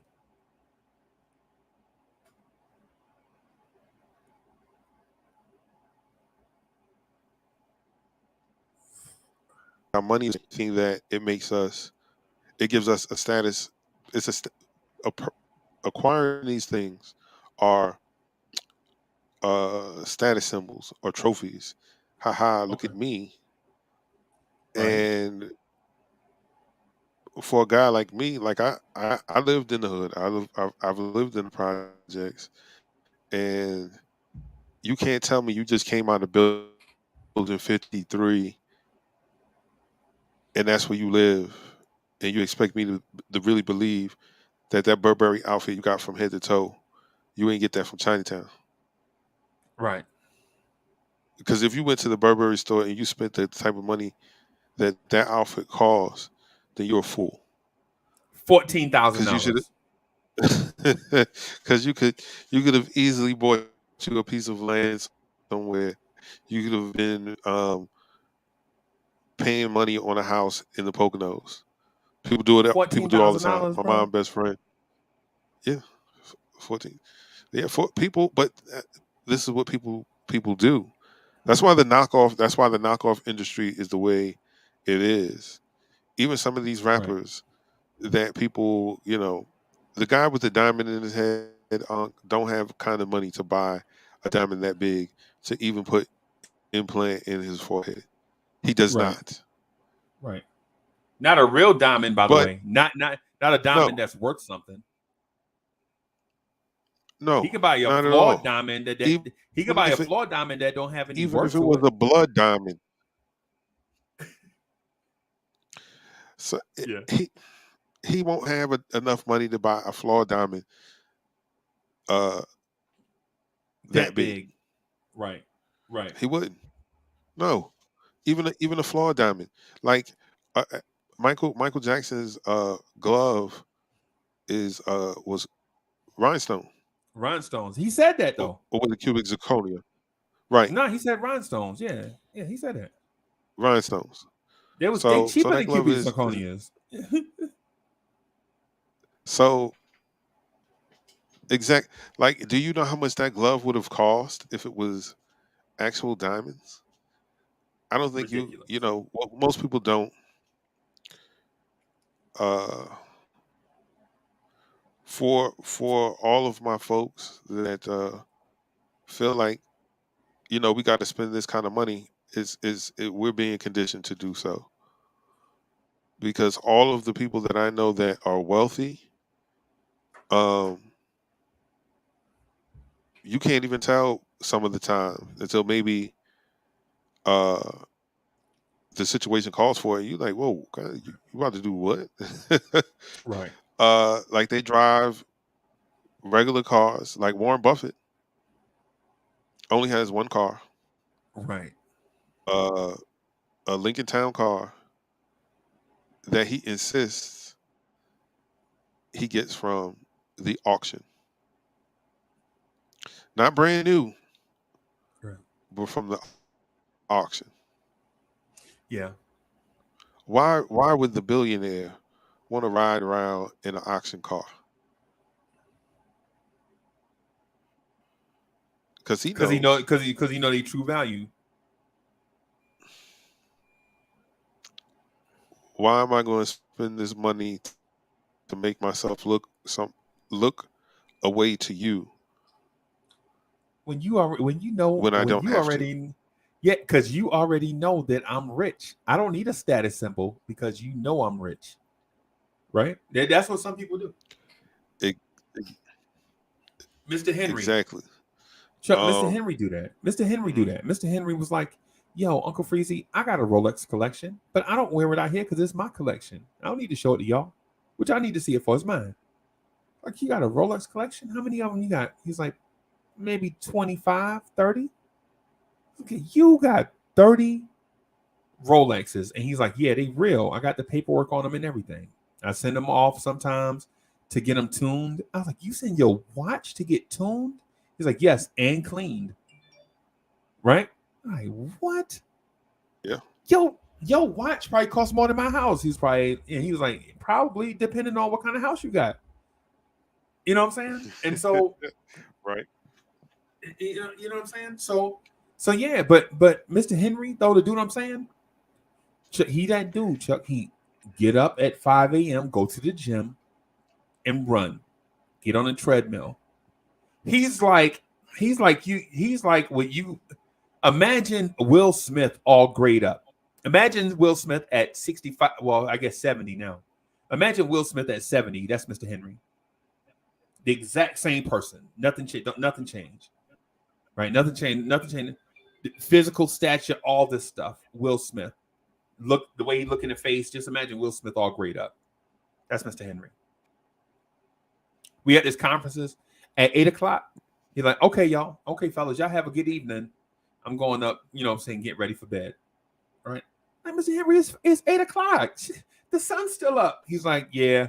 And y'all gonna party till after the sun go down, right? And I was like, pretty much. Yeah, a Yeah. dude I met Yeah. in Denver, Colorado. I met him at a bunch of functions: Denver, Dallas, Miami. Me and him in the same circle. For some reason, this is another dude that kind of liked me for some reason. I don't know why. I guess because I like laugh at their corny jokes and stuff. You know how dudes tell their corny joke and you laugh, and by accident, Mr. Henry, that joke was so corny. I ain't mean to laugh at that, and then that make him laugh. He like, Right. you know what I'm saying? And so, yeah, but Chuck, wealthy.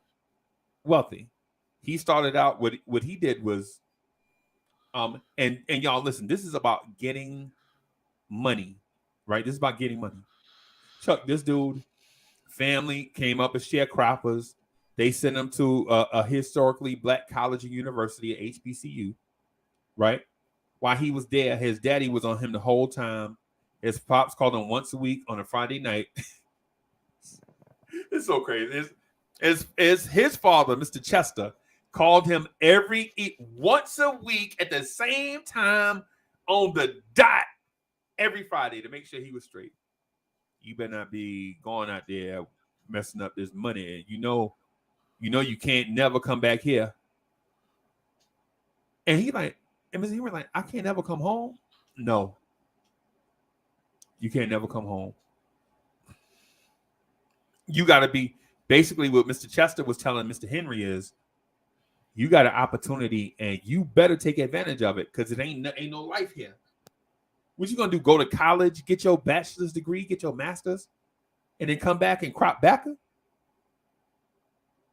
You can't never come back here. Never. So even when he was struggling, his family would stay on him. Family stayed on. Get in them. Leave them fast gals alone. Chuck, he joined this music group. He joined this singing group, right? Joined the singing group. There was gonna be something, right? People tell, "Ooh, y'all boys shoulder sharp." This is the late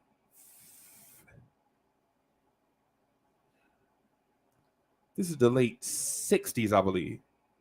Mr. Henry could sing, man. Right? Mr. Henry could sing. Right? Brought up singing in the church. Right? Right. His father found out that he was in a singing group and drove all the way to Texas where he was at. Right? All the way to Texas where he was at. And had to talk with him, sat him down, snatched him out of his group practice. Son, I told you, leave this mess alone and get in them books. And from then on, Mr. Henry stayed in the books. He got his master's degree. He went to, I don't want to give away all his stuff, but he went to a school around the Houston area, a small black college, university. Got his bachelor's, stayed around, got his master's, got a job at this company. I don't even know if they exist still. You ever heard of Xerox? Yeah, the Xerox company.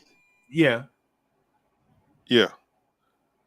So he went and worked at this place called Xerox for like 20 years, 25 years, straight out of college, right? Then left there. He retired from whatever the retirement age. So he graduated when he was like 24, 25. And then he started his own company while he was getting retirement. Right? And so the company that he made, he created an advisory company. Right? Something advisors. Right? And so what he did was he didn't invest money in the like not like Roger. He didn't invest money in the physical properties themselves. He was a manager, like a portfolio manager of them.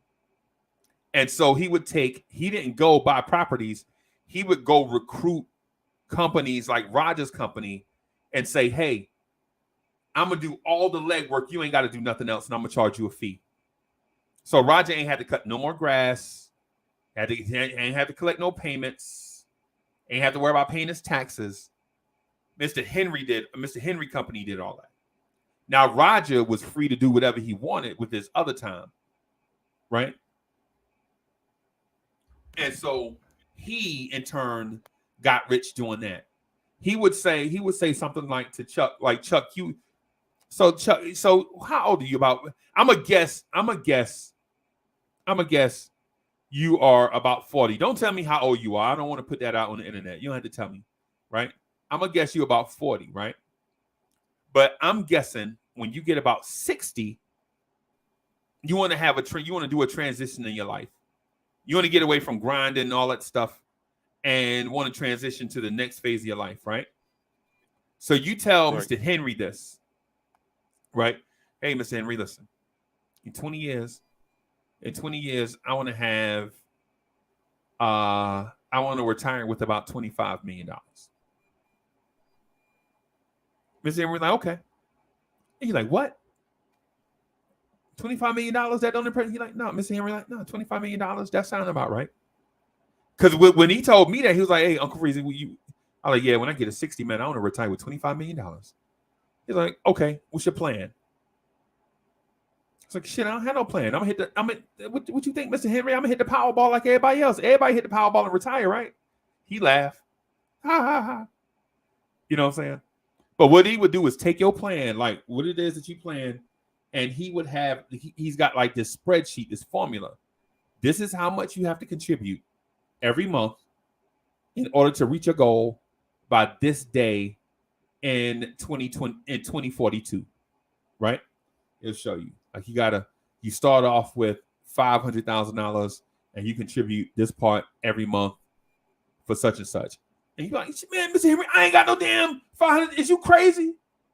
I ain't got no $500,000. If I had $500,000, what would I need with you?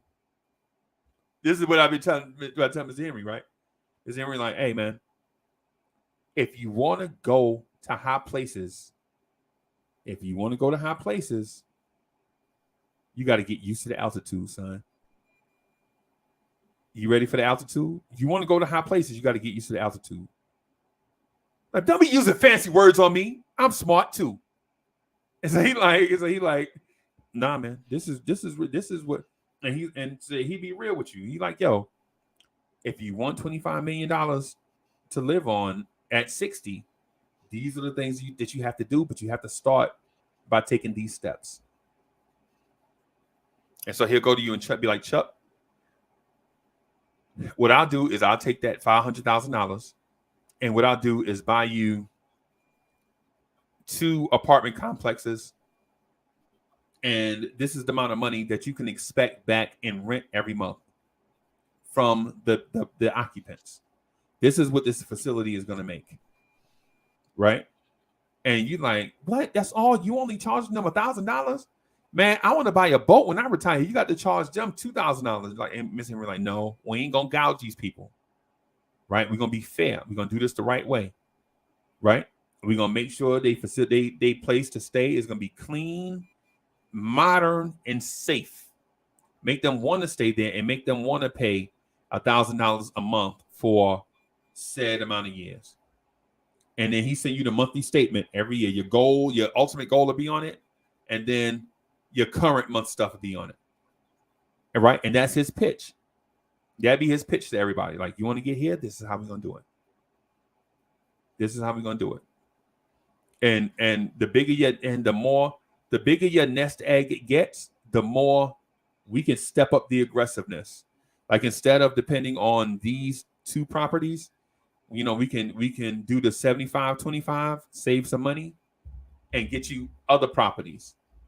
That way we can get you to that goal sooner. Like what he'll say is, I won't make the end goal bigger. I will make the original goal get here sooner or later, depending on how you invest. Right.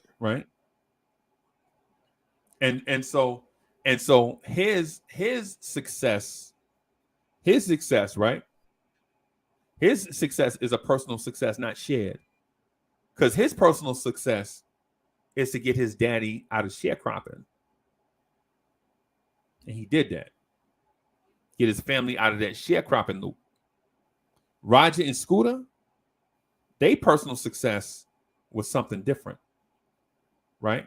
Scooter's personal success was getting out of that circle of living in the trailer park, ain't nobody about nothing, die in the trailer park. Right?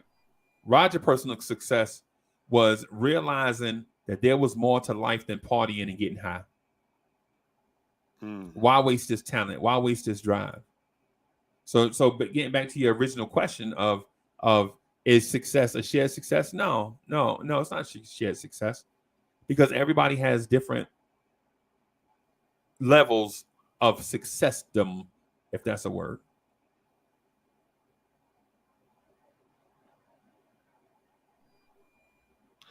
That's a word. Yeah, man. I agree. I agree. I agree, man. Yeah, man. That was a great. I don't know if anybody else is motivated behind that, man. Like I just find something inspiring about that whole situation. Even Right. now, having someone to come in and make you don't have to work hard now to make the money uh, that's coming in now. Before you had Right. to be, sweaty, dirty. Now there's someone they're making your money work for you. That's Right. awesome. That's awesome, man. Right. And Roger, man, to be honest, Roger and Henry, Mr. Roger and Mr. Henry don't like each other, bro. They don't. They come from two different places. Okay. Right. Mr. Roger come from a place of well-to-do, not rich, not wealthy, but well off. And Roger Right. tried his very best to waste it.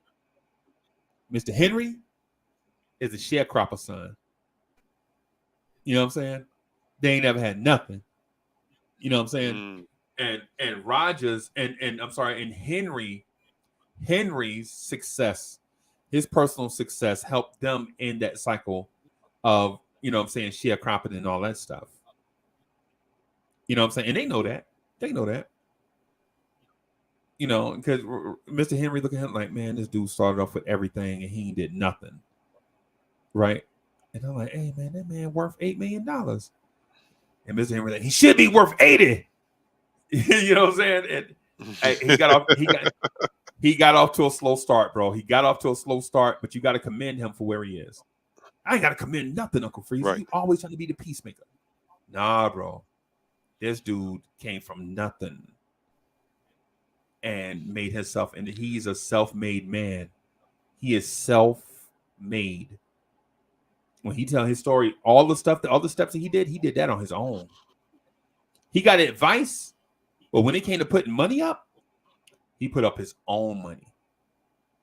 You know what I'm saying? He broke his own deals. The deal he had with Scooter, the dude, the CEO of the he not the CEO. I think he's the COO. He the chief operating officer of Roger stuff. Scooter went to school. Man, Right. Scooter was everything you think about trailer trash. That's what Scooter was. Trailer trash. And now he's COO of a company that's worth like the company is worth like $4 million. Man, look, man. I've been trying to tell Miss Henry, don't do that. This ain't even about race or what you could, man. This dude made that money. And he was like, no, I made that. I made money. I made money with all the cards stacked against me. He put his own stumbling blocks in the way and then made money. And I was like, okay, I understand where you're coming from. I do. Because Roger did. He put his own stumbling blocks in the way. He's the son of a family well-to-do. He blew through the money that they set aside for him. He snorted, put it all up his nose. Then wound up being homeless. Got his Right. stuff together, and then now at the time he was worth $8 million, whatever. And I say $8 million like it's nothing. $8 million, man, Chuck. $8 million is a lot of money, bro. $1 million is Yes. $500,000. $50,000 is a lot of money to me, right? $50,000. I don't think I could go get. I don't think I can wrangle up $50,000 right now, right? That's just me though. But Right. that dude is worth $8 million. You know what I'm saying? And Mr. Henry talk about him like he ain't worth nothing.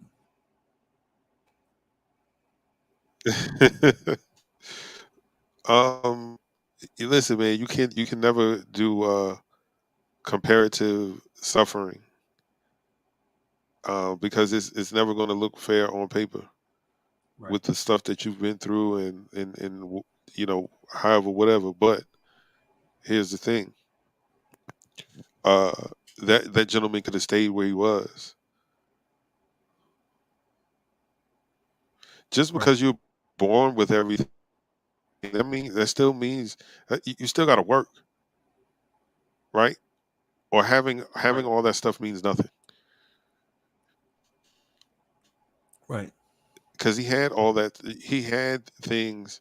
He had more than the average, right? Right. Right. So he comes from a good family, right? But he didn't know how to. He didn't know how to recognize his blessing. Right. Because everybody, people. There's a baby born right now that when it leaves the hospital, it's not going home to a mansion, Right. right? So uh, you can't blame a guy for, uh, or even use against him the fact that his parents are wealthy. Okay. How many people come from wealthy families that you know that, or good families that just ain't about a damn thing. Just like, Right. oh, just a Right. waste. Right. If I had all these opportunities at my hand, what I would do versus uh, someone who doesn't have those opportunities, right? Right. But the very first opportunity that they get, they make the most out of it. Right. Folks would say in a heartbeat, yeah, if I would have had those opportunities, well, here's an opportunity while washing these dishes. Yeah. Man, I ain't washing no dishes, man. But man, fuck all that, man. I ain't with that.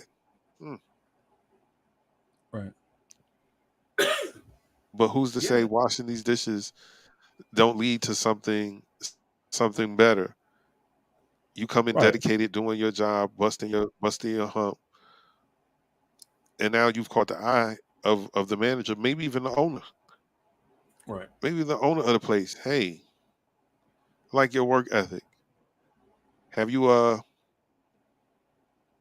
have you ever been a manager anyway? Or how about going to taking some classes for me, Right. and then you can be the manager. Like stuff like that happens all the time. And then before you know it, this person could be owning their own establishment. But Right. they took the opportunity of washing those dishes. Whereas another person, ah man, I'm not doing that. In hindsight, we can always cherry pick the perfect situation or look at someone else's and be like, hey, well, I would have done this. Right. Word, how you know? Mm. How do you know? Hindsight is 2020. That's why they say that. Man, So I'll so never Chuck. let nobody walk up in my face like that. Oh, Yeah. okay. All right. Word. Sure. Okay. Sure.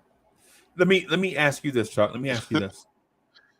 So Yes, sir. so so say in an ideal world, how would you or what advice would you give to somebody to get money?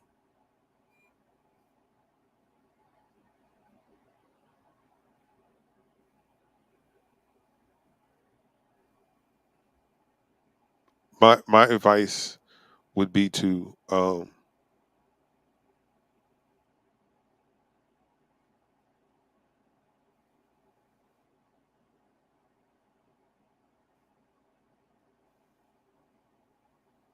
because now you know what the goal is. You can approach it as such. Okay.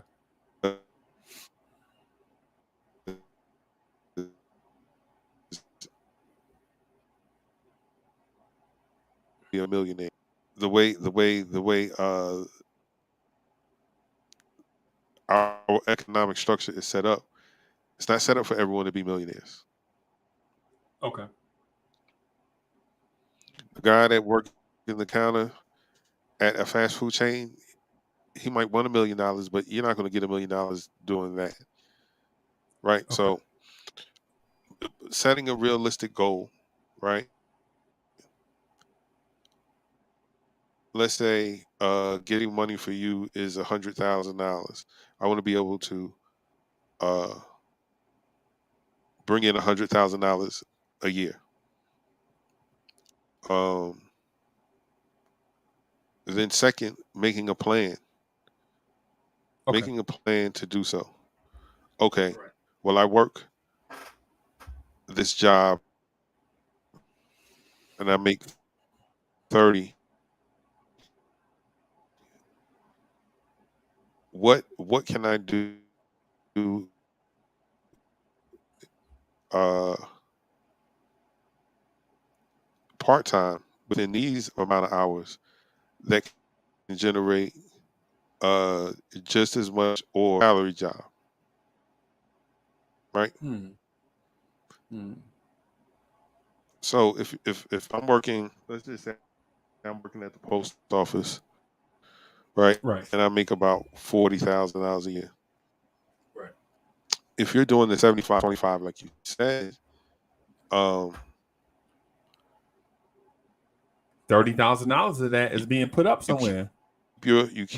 your bill. Absolutely, you can absolutely live off of $10,000 a year.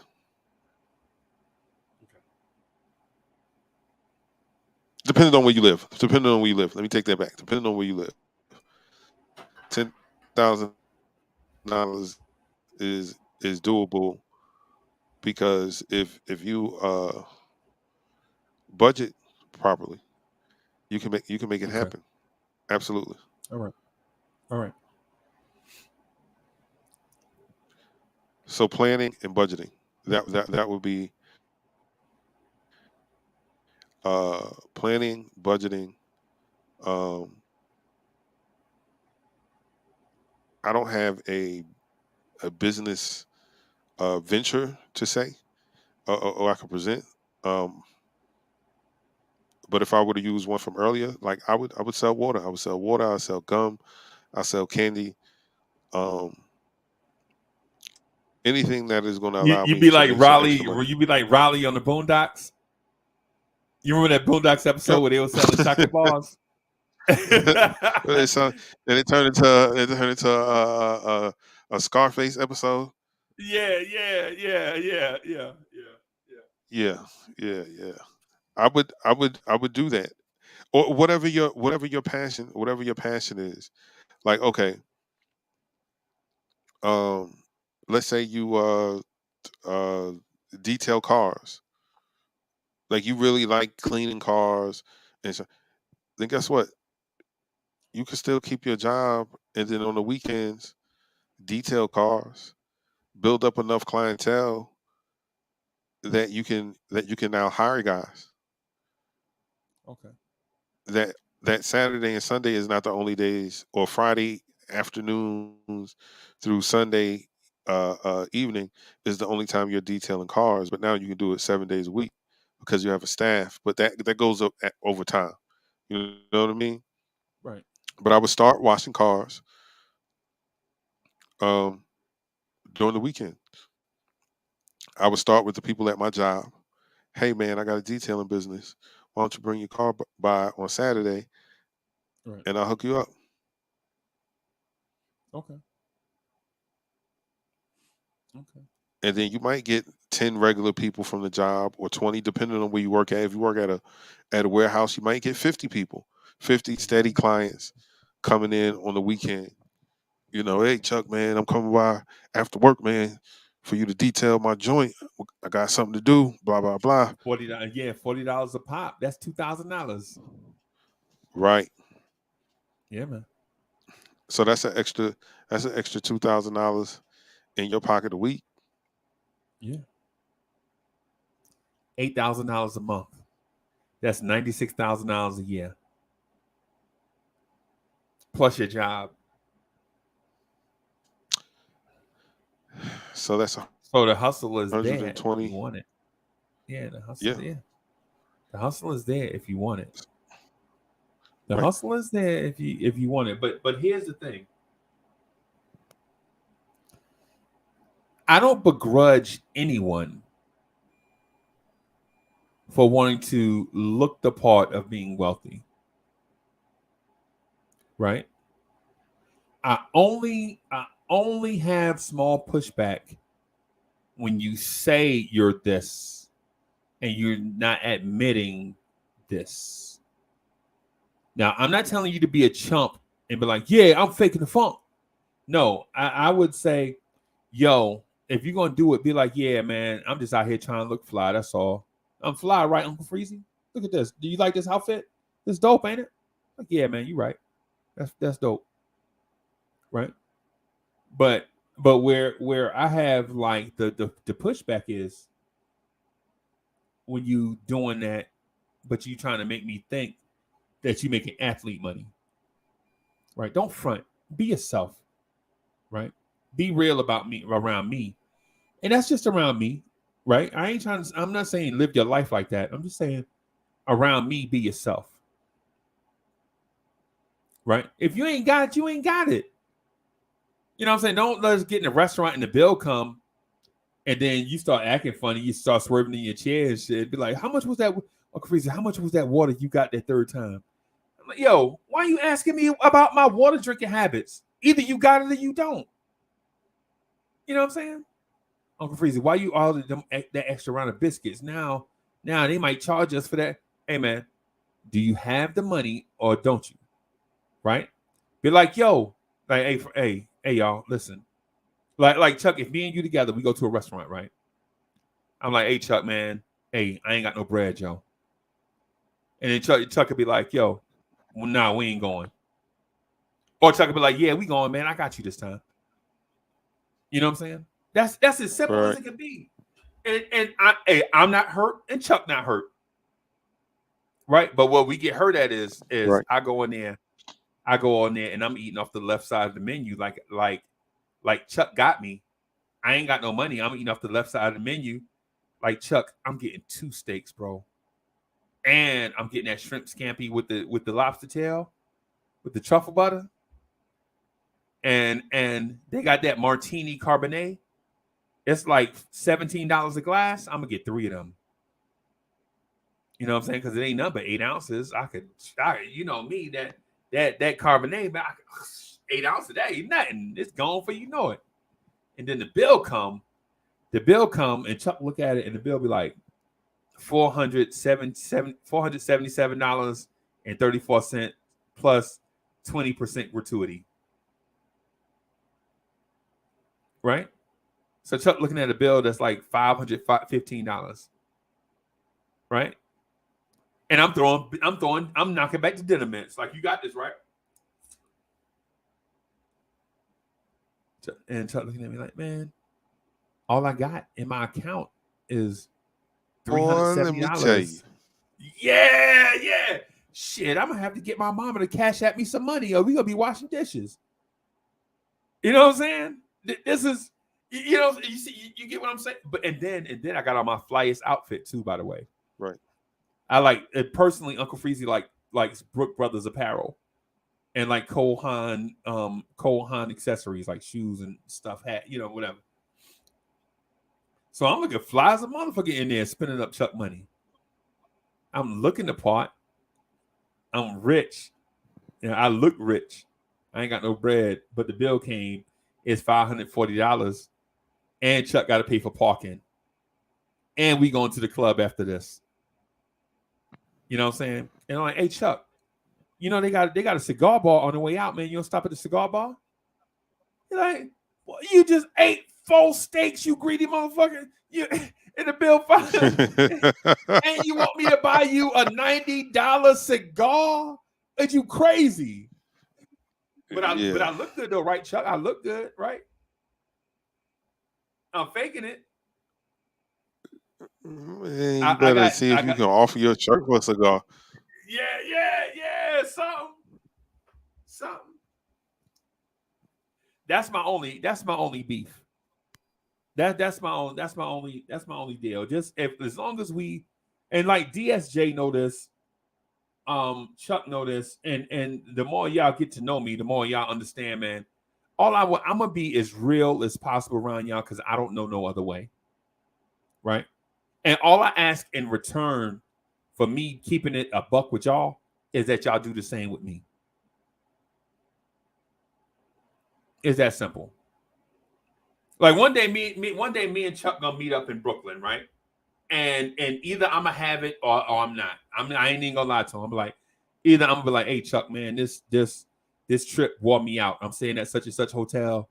You know what I'm saying? Man, that thing expensive, bro. That thing wore me out, man. I ain't got no money to do nothing with. What you want to do? And Chuck will be like, yeah, well, let's go to such and such and get some hot dogs, man. We'll, you know what I'm saying? You know, we'll budget. This will be a budget trip, right? Or Chuck will be like, hey, yo, Right. I got you. But when I go to South Carolina in 2 months, you gotta have me. I'm like, bro, nothing. Easy. I got you. We're gonna stay at Myrtle Beach in an Airbnb. We're gonna stay at Myrtle Beach in an Airbnb. We're gonna rent a car. You know what I'm saying? I get one of my cousins to drive us around because you know what I'm saying, we might get toasty. Chuck might bring some of that bullseye nuts from the store that he like to shop at. You know what I'm saying? Some of that stuff with him. Some of that pineapple bullseye circus nuts. with it. Yeah. Or some of that pineapple circus. Bring some of that pineapple circus with you. You know what I'm saying? And do your thing. And I'll be on the other side. You know what I'm saying? Smoking some cigar. Probably. I like Garcia in Vega. Up north, y'all call it Garcia Vega, right? But Latins don't never say Garcia. You don't never see a Latin dude. You never see a Spanish dude named Garcia call himself Garcia. You know what I'm saying? So you know what I'm saying? It kind of, you know what I'm saying? I'm gonna probably have like some type of Garcia in Vega. Right. You know what I'm saying? Smoking that. Right. Be buzzing like I don't know what, listening to Chuck tell stories, laughing.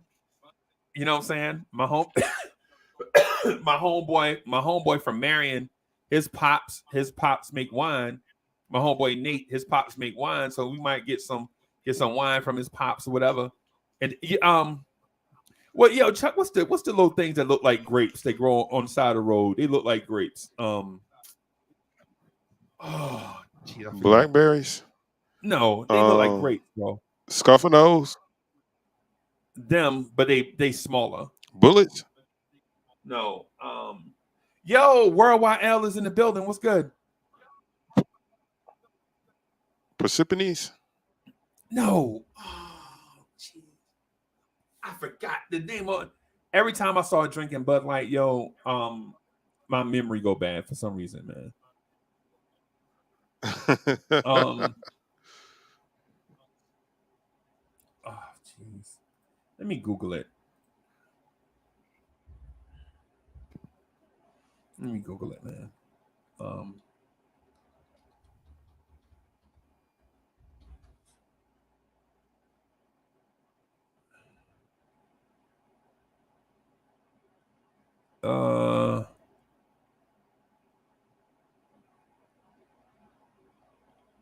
Dang, I can't find it.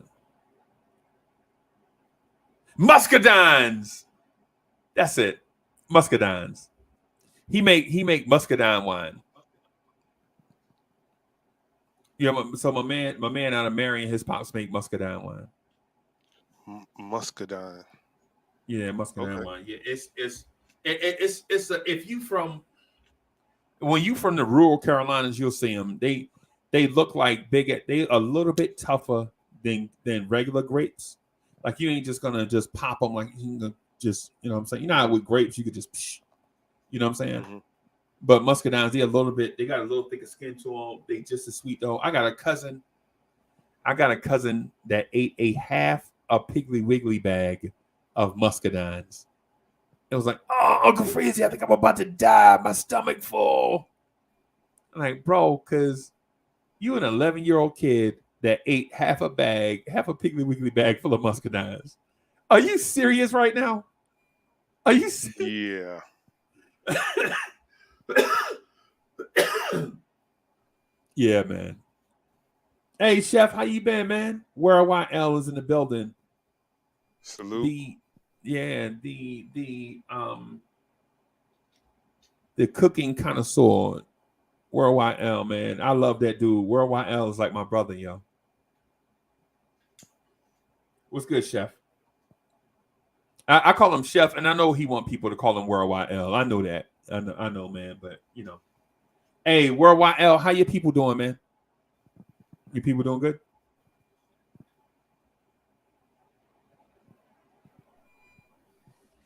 Yeah, man. Yeah, man. Hey, Chef, I just got. I don't know if you know, but I just bought a pit bull puppy about a month ago. I just bought a pit bull puppy about a month ago. I got him. He was 6 weeks old when I got him, so he'll be 10 weeks old tomorrow, or 9 weeks old tomorrow. One of them. One of them. He big as hell, and he like to eat, bro. We call him Benny. Hey, Chuck. So you want to shift gears a little bit because we've been talking about getting money for like 2 hours. You want to shift gears a little bit? Okay.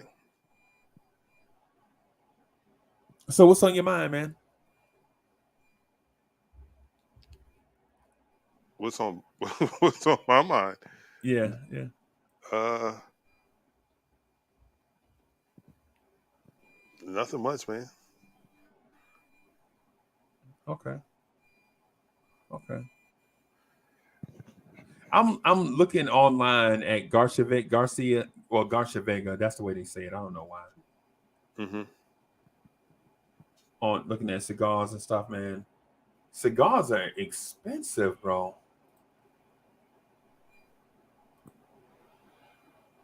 Cigars get expensive, man. Yeah, they they do.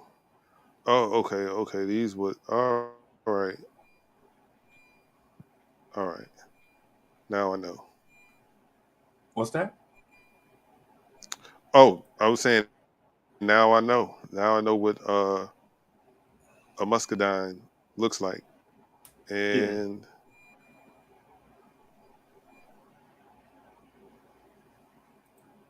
okay,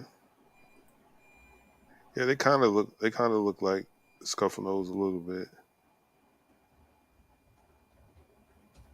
but they're not the same. Yeah. Yeah.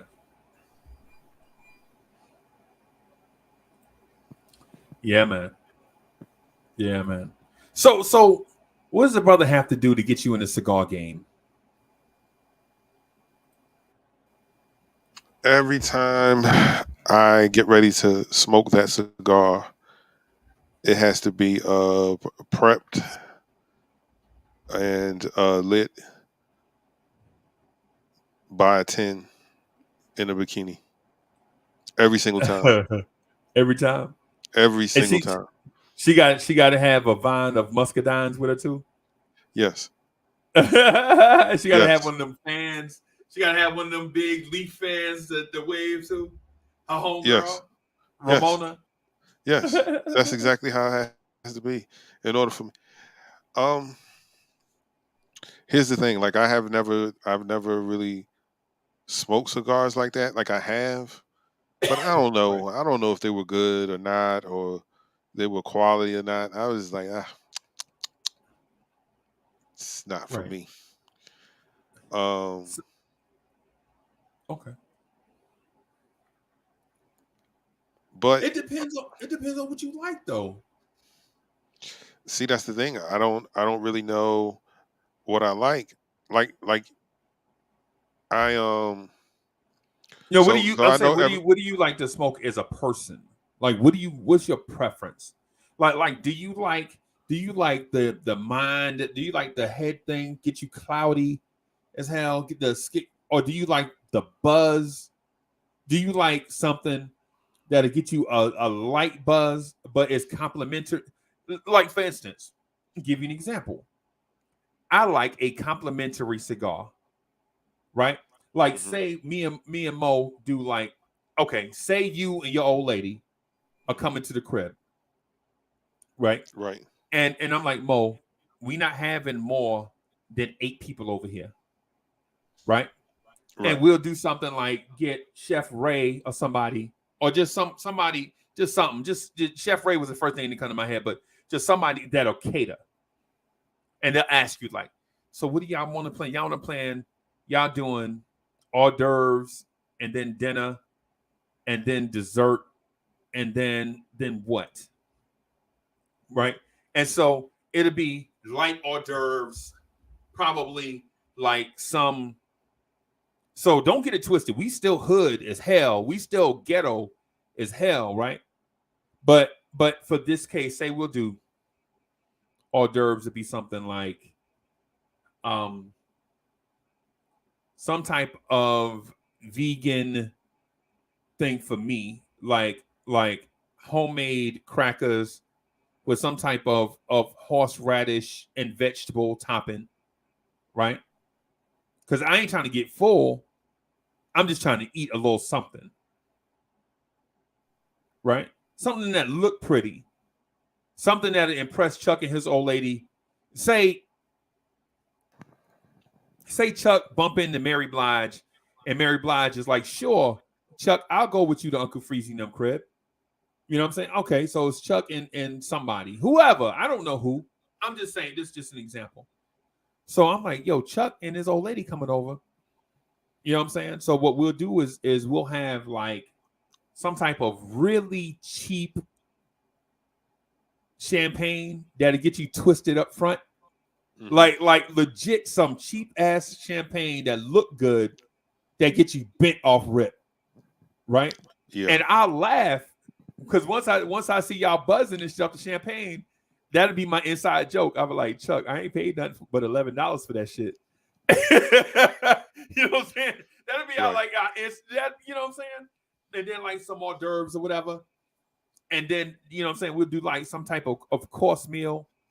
You know what I'm saying? Like whatever, you know what I'm saying? Like say we get Worldwide L to cater for us, right? Worldwide L will put together some meal that is very tasty but really light, right? Because what we don't want people to do is eat and then get sleepy and shit because we're gonna be drinking and smoking cigars afterwards. Right. So we want to get something tasty but not heavy. You know what I'm saying? Like maybe some type of chicken dish. You know what I'm saying? Mm-hmm. Like maybe some grilled chicken breast, some asparagus for the meat eaters, and with me, I have like a caprese salad or something. You know what I'm saying? Okay. And so what we'll do is, while the 4 women go into their spot and start talking and drinking up the rest of the champagne, what I'll do is I'll get the fellas together and we'll go on the back porch and smoke. Right? So what I'll do is get like some type of light cigar that's complimentary.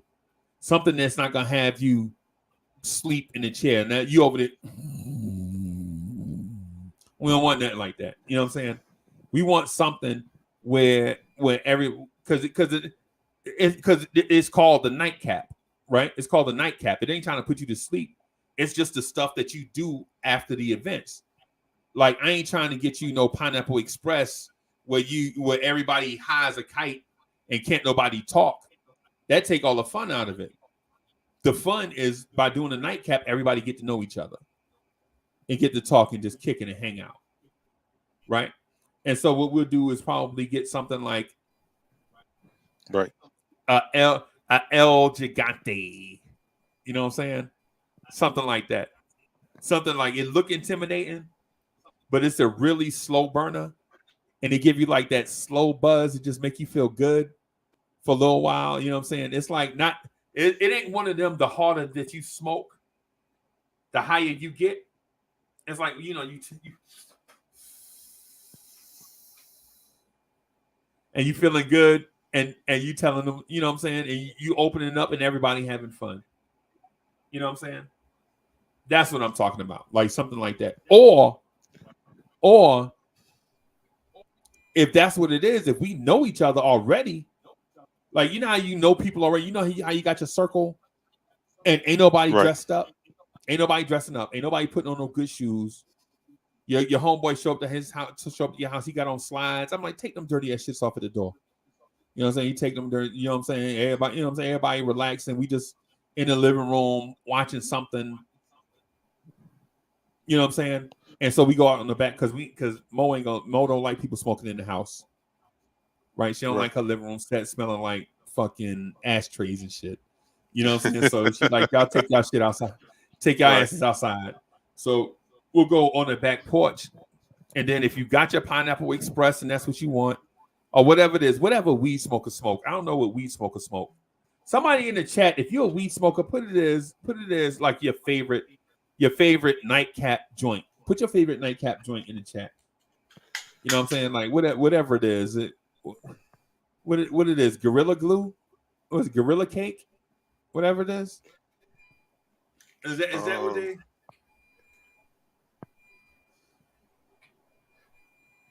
Let me see. It depends, man. What?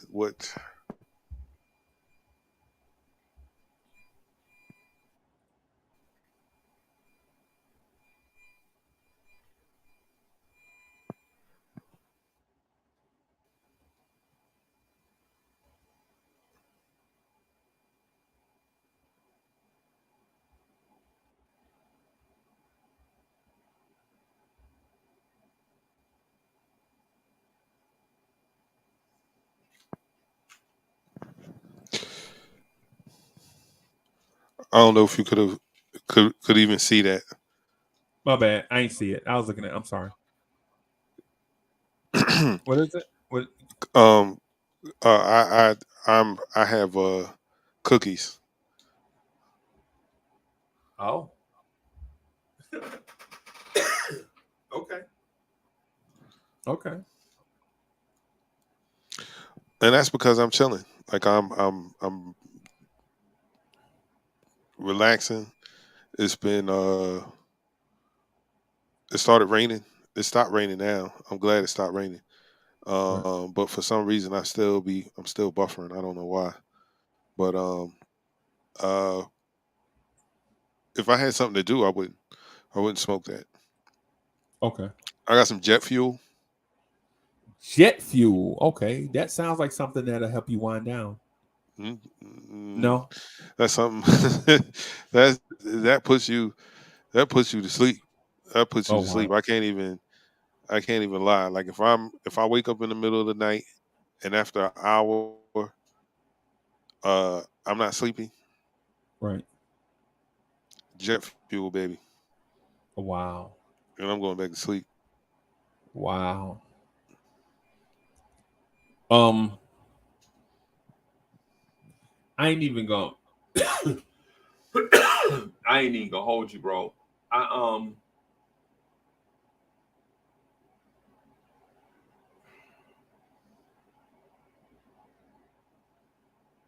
when it comes to cigars, I'm mostly like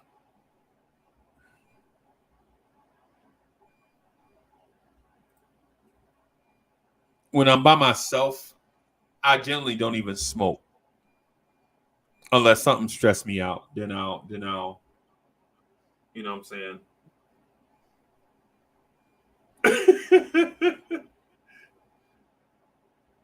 Yo.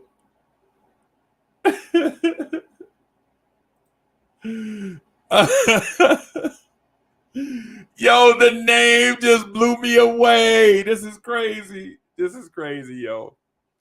Hey, what's GI was good. Hey, GI was good. Talk about Salute. he talk about gentrified intellect. Yo, that's hilarious. That's hilarious. But yeah, so um yeah, so I do the cigar circuit. If I'm by myself mostly, man, I ain't really gonna smoke because for the most part, I'm like a partier. I don't pop the top on any of that stuff unless it's time to party. Like the ports that I'll probably whip out. And shout out to this guy named Matt I used to work for a long time ago. He was like, yo, you know what I'm saying, with a nice port. And I was like, port? What the fuck? What's a port? And he explained it to me, and then I got on it real hard. And then, you know what I'm saying, I was like, yo, this thing is fantastic. Bim. Bim. And there it is. It is. So yeah, man. This dude named Matt, I used to work for a long time ago, man, from Florida. He talked to me about ports and stuff, and um, kind of hit me to the game, so to speak. Because I thought champagne and cigars went together, but they don't. Not depending on what kind. Cheap Right. cigars and cheap champagne go together. Um, Quality cigars and wine and ports go together. You know what I'm saying? Expensive champagne and blunts may go together. Like some Gorilla Cake and Ace of Spades might go together. You know what I'm saying? But nah. Yeah, man. Yeah, man. Unc said gorilla. Yeah. Well, What Gorilla I had Cake? some. Yo, you ain't never tried Gorilla Cake? Yeah, I've had gorilla cake the about 2 weeks ago. Gorilla Cake is for them dudes that know what they doing, bro. Make sure you know what you're doing. You look like a novice. You look like a novice to this herb game. Okay. Okay. Yeah, you look like a novice to this herb game, bro. So make sure you take your time. All right, I'll make sure. Yeah, man. So Chuck, when you doing this is the thing that always fascinated me, right? When the herb is out, what else what's the complement to herb? When the herb is out, What are you drinking? What are you eating?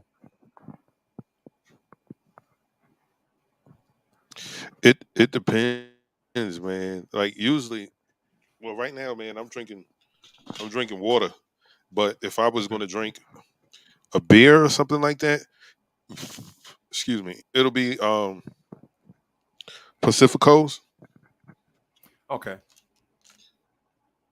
That's what I'm saying. See, that's the thing. That's the thing I can't get with weed smokers. I'm not knocking you, right? This ain't me trying to be disrespectful. But what I'm saying is like when I pull out the cigars, bro. When I pull out the cigars, man, I be wanting to go to a wine store, not an ABC store, not a grocery store, but a wine store, a place that sell wine and spirits, right? Go in there and find me a bottle. Like say for instance, you like, yo, Uncle Freezy, I'm gonna be in South Carolina in 2 weeks, right? I'm gonna go to Columbia to the wine store and get me a buggy and shop, right? I'm gonna tell them, hey, yo, listen, I'm looking for a nightcap and a party starter. And you're like, oh, okay. You looking for a party starter? This right here, this bubbly right here is perfect for he talking about the champagne. This is right. This is perfect. Because all champagne is wine with bubbles in it. Shit. I mean, whatever. So he be like, hey, they'll be like, yo, this is how you start the party. You know what I'm saying? And then, when y'all wind down, y'all can sip on this. Right. Or this right here is awesome to do a toast to. Like, Chuck, you know how you be in an event and you just toast to something? Like Mr. Henry, this guy named Yes, Mr. sir. Henry, I mentioned him before. He is like the dopest toaster you ever. When it come to like making a toast, he say like the most inspiring stuff, right? I know people that don't even know how to toast. Like they want to be up in the toast and they don't know how to toast. Like with me, I'm not a great toaster at all. I'm not the person like, hey, raise your glass. And then everybody raise their glass and you say something inspiring like, you know what I'm saying, to the good times ahead and blah, blah, blah, blah. See, I ain't good at that. But I always found it fascinating, the ones like people that could do that. Oh, you still got some. What is that? Is that the Gorilla Glue? That's Gorilla Glue and Skittles. Oh wow, wow. Yeah. What that do to you, bro? Um. Now that one's a little tricky because it's very mellow in the beginning, and then about 30 minutes in, that monkey get on your back. Oh boy. Oh boy. So it's That's slow release. yeah. Yeah. Let me see. Let me-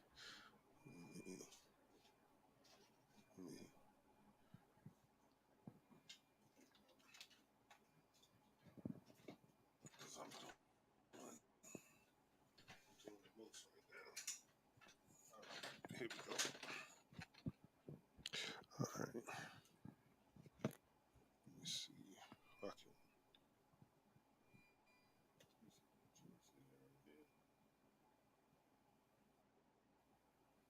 Man. Okay.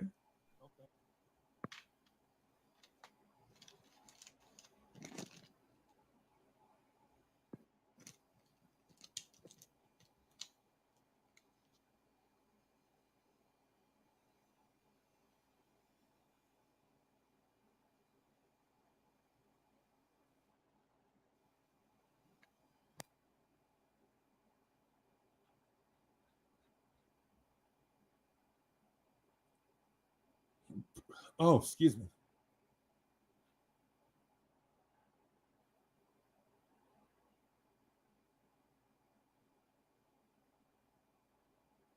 So do you like flavored cigars? Oh, I see that. I see you. I see you. Yeah, I mean, see, I'm not a cigar smoker. So So what do you roll that the with? only time I mean, oh, I use uh, I use hemp paper, Okay.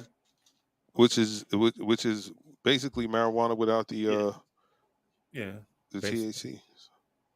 Okay. Okay. Yeah, man. So all right. So my thing, okay, let me ask you this. Is that a part of the high life or is that something special? Like you just roll that on something special? Um, Especially like, man, I had a hard day at work, man. I'm gonna just go, you know what I'm saying? Or is that like, I ain't gonna do that unless I'm gonna hit hard that when the hard baby days be born. hard days work is the jet fuel Okay. because that puts you right How to much sleep. that cost though? How much that cost? Th- these right here, Yeah. um, 20. Okay. But it Okay. depends. I mean, it depends on where you go. It depends on what you get because this is an eighth, Okay. and so eighths are usually about 30 bucks, but I get them for 20. Okay. Okay. You getting the players discount? You getting the valued customer Um, discount? They see you I'm, all the I'm time, so you get a yes, yep, yeah. yep. Okay. Okay. Hey Chuck, let me ask you this: are you a good roller? Or are you a sloppy roller? You are like, let's hurry up and get this thing lit, roller. Okay. I'm gonna have to, yeah. I'm gonna have to get you to tighten up, bro. You're, sir, you're bugging. I am. You better knock it off. Did you see how tight that hole was? Yeah, Boy, yeah. I see ain't that. nothing coming I'm through messing, there but good smoke. but Nothing but but good smoke. smoke. Yeah, yeah. No, I'm messing with you. I'm messing with you. Yeah, yeah, yeah, yeah. But you know what? There are some bad rollers out there. Oh yeah, absolutely. Like how I like the thing that get me is when you roll, bro. I don't want to have it be thick in the middle and small on the ends. You ever seen that? You ever seen that? Yes, yes. Okay. Okay. So that's my deal. I'm not a big fan of that. That's like a novice roller, in my opinion. So I had a home. I have a homeboy that like he wasn't a smoker at all, and I'm not a peer pressure kind of dude. Like if I know you don't smoke, I'm never gonna ask you. Right. You tell me once, that's it. That's it. And hey, hey, come on, man, stimulate your mind. It's Friday, man. No, I don't do Yeah. that. Right. Right. I don't do that at all. You told me no, that's what it is. So Right. one day he goes, "Hey man, how come you don't ever pass that over here? Because you don't Oh smoke." my God. Right. Like I'm not passing no weed over to you. So Right. I wouldn't smoke with him. And this is my man. This is my man's. This is my Right. man's. Right. Right. So uh he tells me one day, "Yo man, I had got some weed. What you did? He had bought an ounce of weed." And I'm like, why would you buy so much weed when you're not a weed smoker? Right. And he was like, "Well, it was only $80, so I just bought the whole ounce." I said, Okay, well, 80 dollars. Shit, I did it yeah, too. man, this is the 90s. This is like 97. Okay. Okay. This is like 97. And he was like, "Come to the crib, man." I said, "All right, bet." So I went to his house, and he was like, "Yeah, man." I rolled. I was like, "Yeah." I was like, "Yo, I'm just gonna get some." He was like, "No problem." I was like it's a big hump in the middle, Right.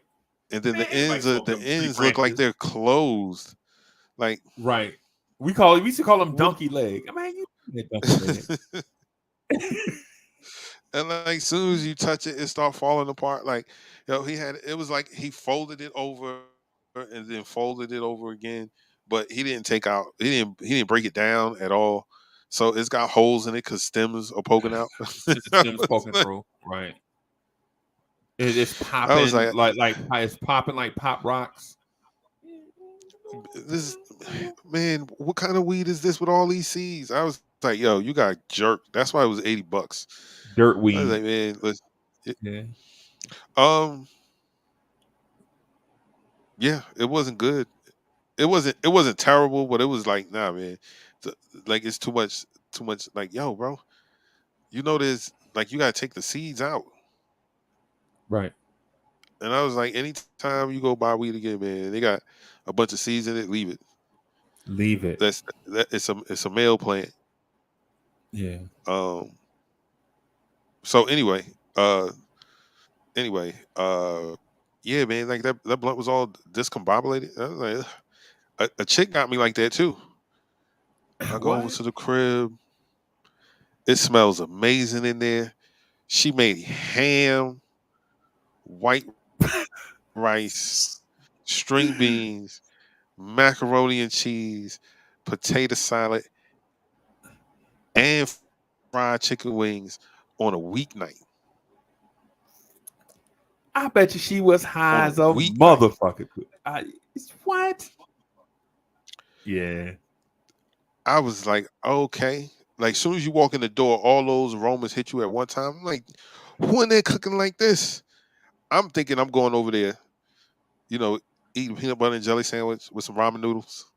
Yeah. Some Doritos and shit. You Like, know, you know, uh, BS around for an hour, BS around for an hour before I really come there to do what I came there to do. right. Shorty had it, and so she was like, "Yeah, I cooked all this food because I had bought some weed.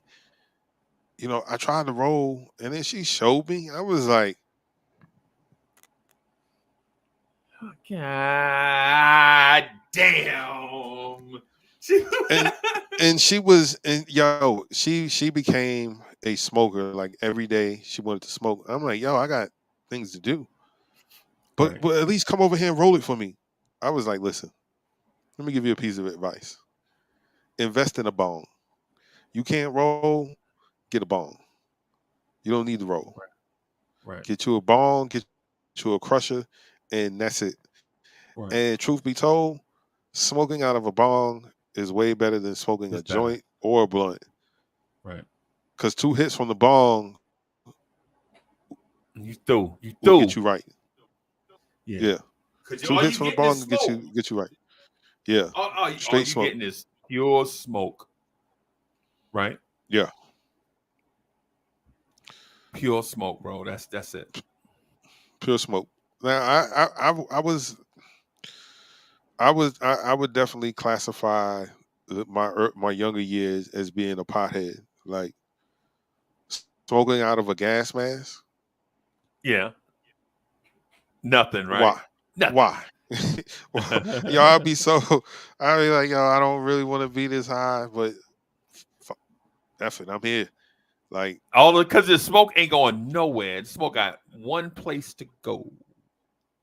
and I mean, you be dying.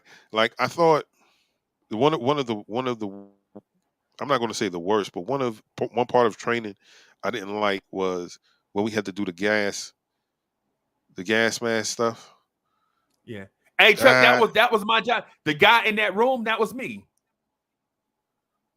You know I how wanted you to went? I wanted to kick that goddamn table over. Like, why are you stirring that Right. shit, man? Stop Right. stirring it. Right. Yeah. Yeah. That was me. Yeah, it was your name, rank, in the last four, Yep. and you trying to who your company commander. Like if I don't see the thing, I'm asking you more and more questions because I gotta get the smoke. I gotta get that stuff in that room in your system to see how you react to it, and Right. you gotta experience it too. You know what I'm saying? There's one lady I ain't get a chance to Yes. ask her nothing. I ain't get a chance to ask her nothing. I was like, "What's your?" She and it just got to her. She just ran straight into a wall and knocked herself out. I had to drag her out of there. Yo, why do everybody do that? Yeah, they crazy. Everybody does that. Like, yo, not Yeah, everybody, but there's someone in the group, or at least 2 people in the group that'll take that out do run. that. Like, where are you running? This girl tore her knee up. She ran out the room and ran away from everybody and tripped over a branch. And like, do you know how the root come out of the ground from the tree? You know what Yeah, I'm saying? Like, and everybody over yeah. there like, don't come over this root up. Oh, goddamn. And then she on the ground, face burning and knee tore up. Happened to airborne school. Happened to airborne school. Damn it, Uh, uh, man. a lady, like you know how you get ready to do your PLF, right? So she did her PLF wrong, Yeah, and the fake weapon. You know, you don't carry a real weapon in training, right? The fake, the wood dummy weapon right, that looked like your M16. right, Right? How you right, have it on your thing? The butt of it right. hit her wrist and tore all her stuff all the way up her arm. And when we looked at her, we could see her arm bones all the way up. It was crazy, bro. Crazy. Yeah, man. Crazy, bro. Ugh. Yeah, that shit was fucked up. But it's why cats like Uncle Freezy Ugh. be staying up at night, can't sleep. Thank you, Uncle Sam. Thank you, Uncle Sam. I Exactly. appreciate you. Yeah, man. All that, man. But yeah, man. Yeah, man. So that's what I'm saying. Like with me, I'm not a cigar head. Like I know the game, man. I will smoke Hmm. premium cigars, yo, for sure. And I'm not giving them away. I will give you, if I know you a novice, I'm giving you a cheap ass cigar I could have got from the gas station, bro. I'm giving you a $4 cigar. Cause you ain't gonna do shit with it. Potheads gonna damn cut it and dump out the tobacco and roll it in a blunt. Right? Dudes that don't smoke gonna just keep it in Yep. they do dudes that don't smoke, they're gonna keep it in their damn glove compartment until it goes stale. You know what I'm saying? They get pulled over by the police and they cigar be like, oh shit, this shit been in here for 2 years. You know what I'm saying? You know what I'm saying? Like with me, I'm a smoke. I'm gonna probably smoke about a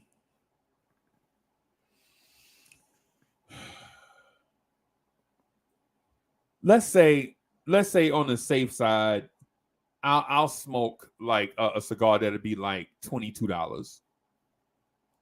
I'm gonna smoke a Okay. $22 cigar. Right. That's an event for me. You know what I'm saying? I'm gonna smoke that. I'm gonna light that. I'm going to the back porch. It'll probably be like me and my cousins or me and some of my homeboys, and we're just gonna sit back there and we're just gonna chill out. You know what I'm saying? But I just can't. I just can't see myself yet going the weed route though. I just can't see that yet. Yeah, I experimented a lot in the '90s, '80s, and '90s. Yeah, but the whole experience was odd for me. Oh, the experience was crazy in the '90s. Like the '90s, all that stuff that you said, a sketchy dude on a corner, that kind of thing. Yeah, or going into a video store and you got to pick up the right combination of movies in order for the dude to sell you the weed, and then Right, it's like the biggest bag of weed for $5 you've ever seen, right, right. where you can smoke. You smoke like 10 blunts out of it. Yeah, Uh, but then there's risk going in there because they're always watched by the feds. That's cartel weed, yeah, yeah, yeah, yeah. Try to get you and to then you come can't back. really trust around your area because Right. everybody see you go to the. Yeah, I ain't coming back. Yeah, Too hot over here. yeah.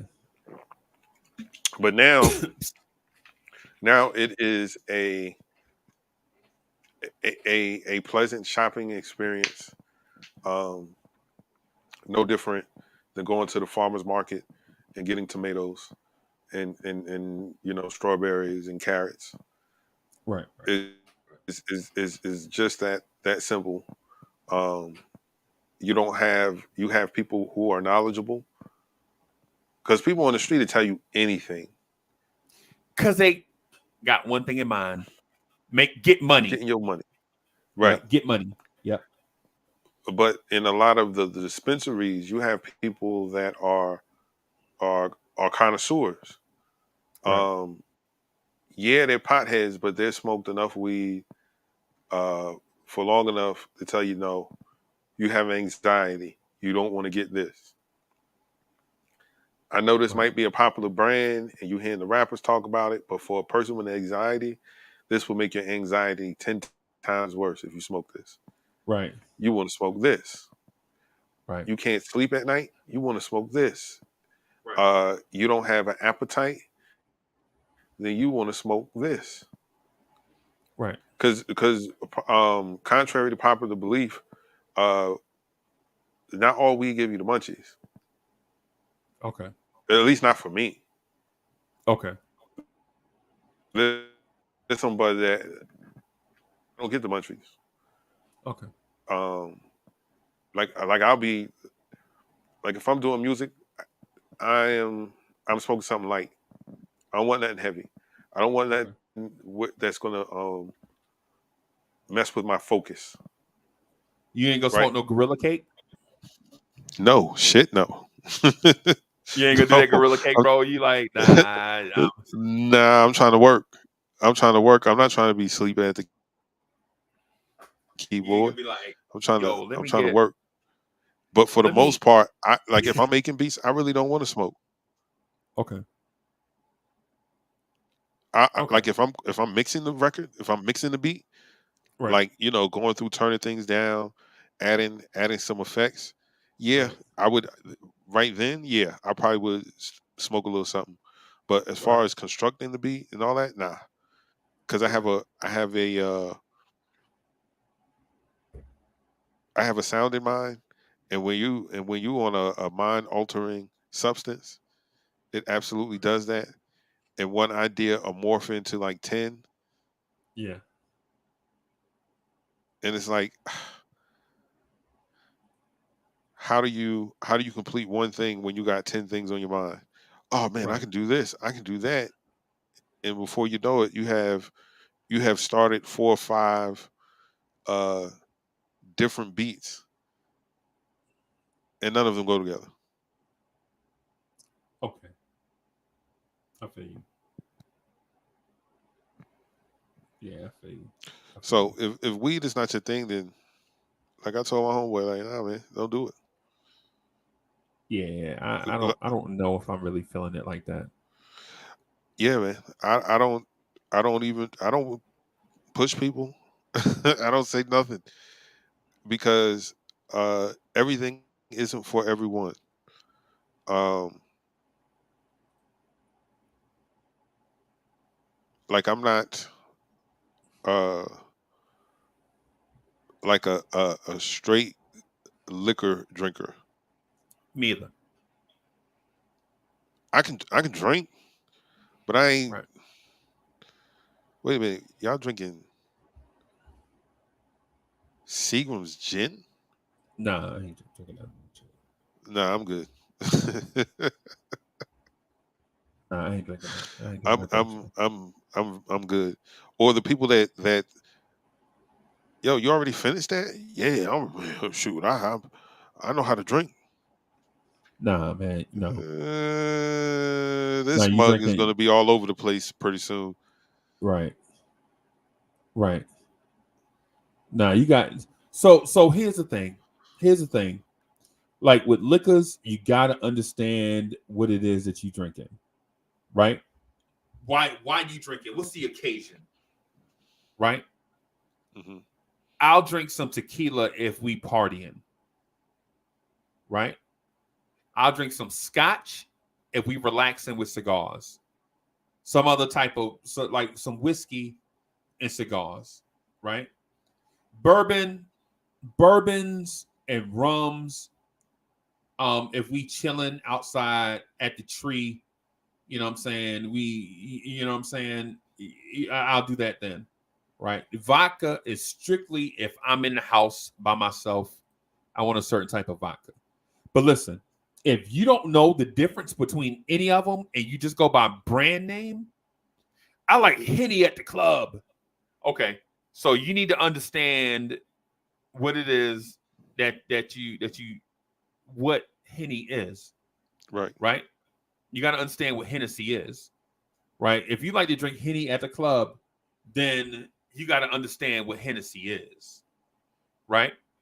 Hmm. But like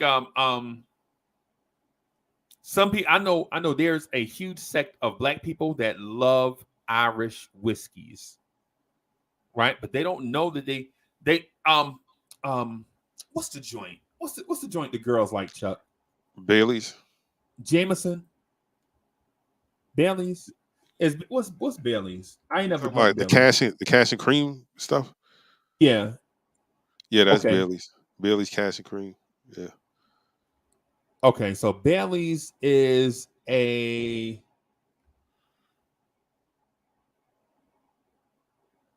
looks like okay. Uh, So it's labeled as a liqueur. I don't know if I ever drink. I don't know if I ever um Bailey's Irish. I've Okay, had let it. me It see. tastes like coffee. It tastes like coffee to me. So I wasn't on it, but Okay, that's that Henny, stuff Diddy done be drinking. yeah, I can't. Yeah, no, no, no. I'm not a Yeah. cognac. I'm not a cognac drinker. So Hennessy and all that is not something, or Remy Martin, like those. Like I don't. I'm not a cognac guy. Okay. Bourbon, yes. All right. All right. So I like the cognacs, bro. Hmm. So I like the cognacs, and I like them without anything else. I don't need nothing with them. Okay. The good ones, you can drink them straight, right? The Hmm. good ones, the high quality ones. The bad ones are. The bad anything is always gonna be bad. Like a bad weed brand is a bad weed brand. You know what I'm saying? On every day. You know what I'm saying? Pretty Like much. yeah, a bad cheeseburger place is a bad cheeseburger place every day, right? Um, what I say is when it comes to liquor, my preference is probably vodka because I know what I'm getting. I like Grey Goose, right? I like Grey Goose. That's probably my favorite. And I ain't even gonna lie to you. The reason why I started drinking it first is because I love the bottle, the big bottles with the goose on it. With the the reason why I picked it is because the bottle stood out to me. You know how you got the etched glass, the goose on the bottle flying away and all that. Yep. That's the reason why I got it in the first place, right? Um, that's about it. It's a ton of other vodkas out there. Yeah. You got Belvedere, Absolute, uh, um, Ciroc, Ciroc has a dope bottle. Tito's, that's about it. yeah, yeah. My preference is Grey Goose, and I know people like Belvedere because it sounds fancy. Like, It tastes yeah, the same. yeah. You know what it say? In my opinion, it tastes the same. It tastes the Belvedere same. and Grey Goose kind of taste the same to me. Really? Yeah, Ah. because again, uh, I'm a hip hop kid. So when Jaden was talking about Belvedere and Grey Goose, we was going to the store and buying that Yeah, yeah, $50 a bottle. And to right. me, they kind of taste the same. Whereas, like Absolute had a very distinctive taste, and I was like, Yeah. nah, I don't want none of that rubbing alcohol. Uh, Which one? Oh, wait a minute. Say that again. Which one had a distinct taste? Absolute vodka. Absolute. Absolute tastes charcoaly. Like Yeah, you could tell it was distilled. You could taste the distillation in there, right? right.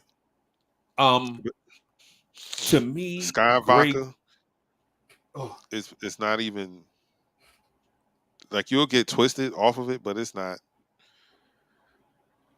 worth the beautiful bottle that it's in. right. Uh, let me see what else.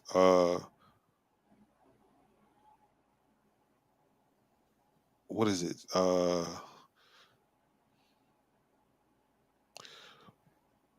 What's that popular Russian vodka? Uh, Stove? Nah. Uh, Slavic? Slavic vodka? Sveka. Svedka. Yeah, there we go. Yeah,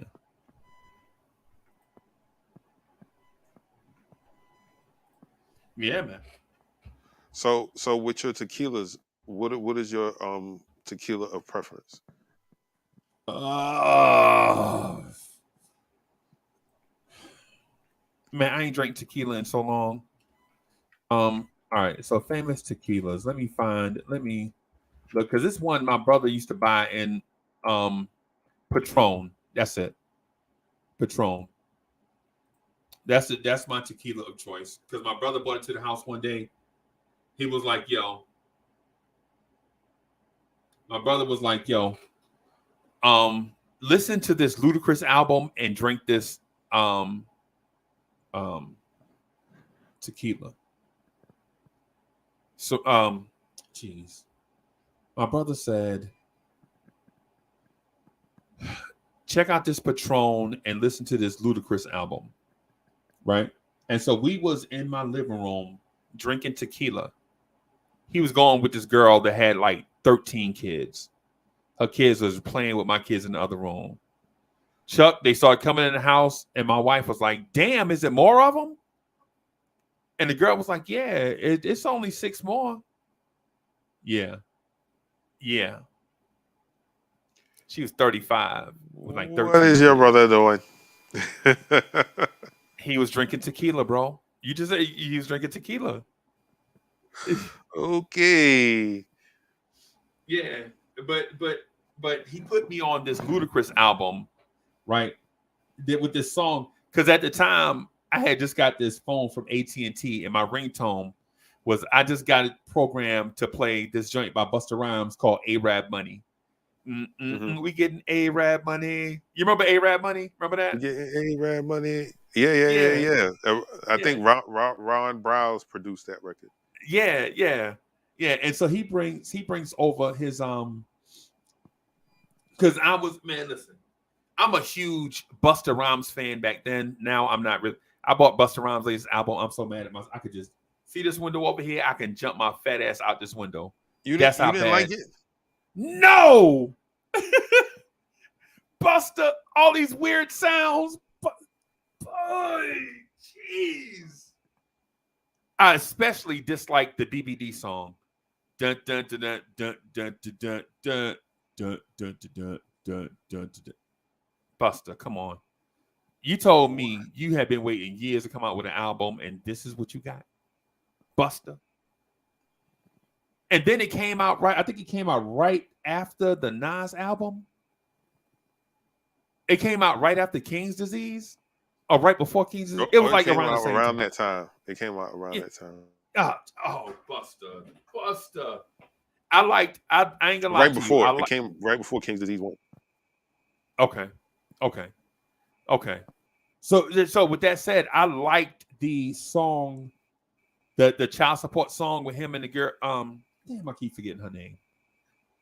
Um, I like the Rhapsody. yeah, I like the Rhapsody song. I like the Kendrick Lamar song, and I like the um what's the dude that play all the instruments? Anderson Paak. I like the Anderson Paak song. Okay. Anderson Paak. I like the Anderson Paak song. Right. Right. Other stuff, man. I didn't like Satanic. Right. I was like, yo, you got a song on here, Nate? And then you had the music that the Muslim dedication song. I just couldn't. I'm disappointed, bro. I'm Okay. disappointed. I got it here. I could look right here on my y'all know that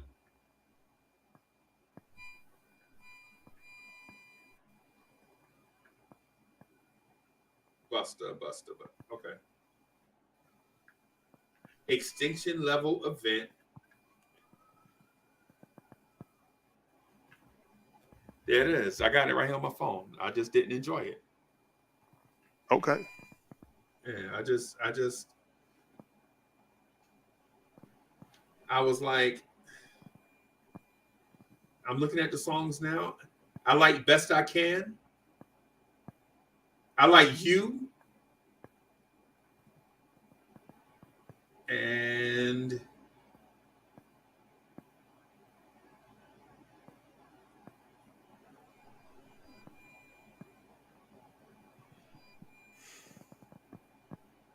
yeah, yeah, yeah. Okay. I don't even play it. Don't even play the album. I do play that Nas though. I do play that Jadakiss, that Jadakiss album that came out in 2020. I do play that. You know what I'm saying? Another album I don't play is my man Exhibit A. What's my man Exhibit A? Um J Electronica. why did I even waste money on a Jay-Z album? That's what it was. Yeah. Um, like here's the thing. They both needed that. They both needed that because um there was no new sound for Jada to jump on. Right. Uh And Nothing for him to steal. yeah, nothing for him to steal. So because all the things that are popular now is beneath him almost, right? But every new hot trend, Jay was the first one, or not the first one, but he was one of the ones that would jump on it, and then swag it out so hard that it kind of looked like he started the wave when he really did, Right. when he really didn't. Or people would say, oh, well, that wasn't official until Jay jumped on it and he made it official. Diggity. Man, Jay-Z, stop, man. Right. Jay-Z, come on, bro. So him and Jay Electronica uh was supposed to, stop music. Certain albums, certain collaborations, certain people's names. We've been waiting on a Jay Electronica album for 15 years. For 15 years. And this guy gave us that. I was like, I can do with 15 more years without him. let it go, bro. You like,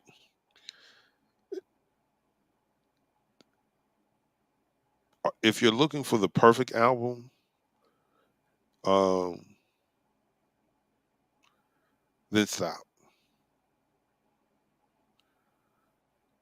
Right. Because the people that end up with those perfect albums aren't usually looking. They're looking to put together the album that best exemplifies them and their music, right? The message that they're getting across, Okay.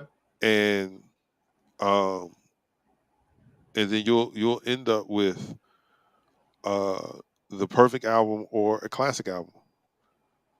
Right. So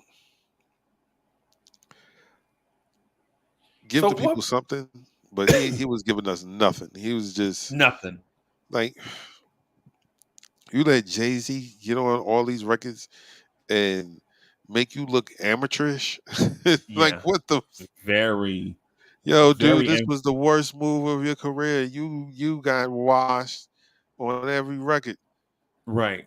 And the sad thing is people like um Cormega and people like um Mr. Cheeks and people like Grand Pooba had all had projects coming out around the same time, right? Right. And they albums, they weren't really that dope. Listen, Grand Pooba can flat out rap, okay? Let's not get it twisted, but everybody that rap don't always make good music, That is right? very true. So Cormega can rap, okay? But the sad thing is Jay Electronica is skilled, right? And he come out with an album with Jay-Z on everything, and then I think his album is worse than Cormega. And people are like, who the hell is Cormega?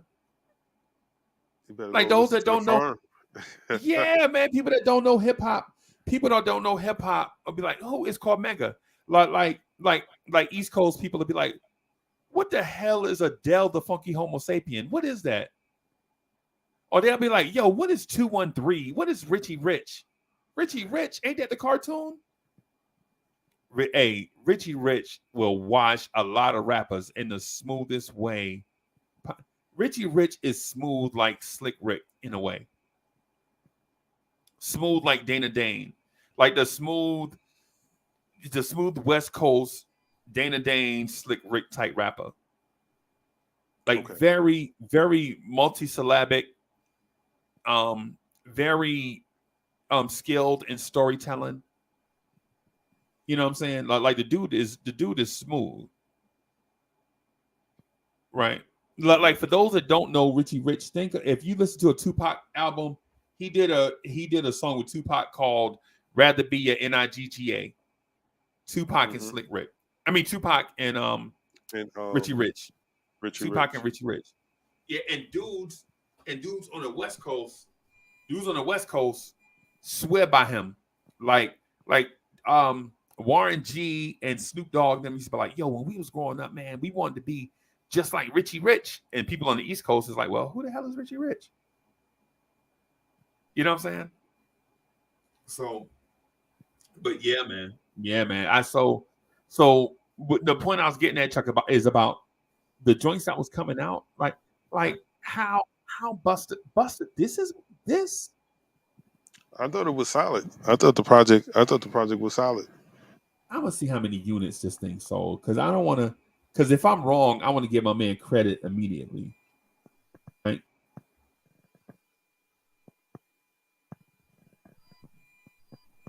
Extinction level event.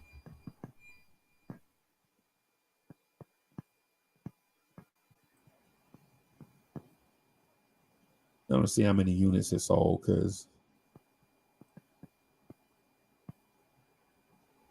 yeah.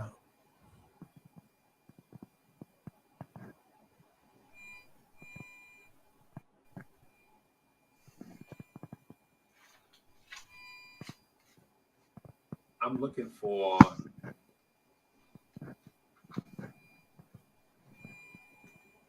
yeah, man. I don't think it did well, Chuck.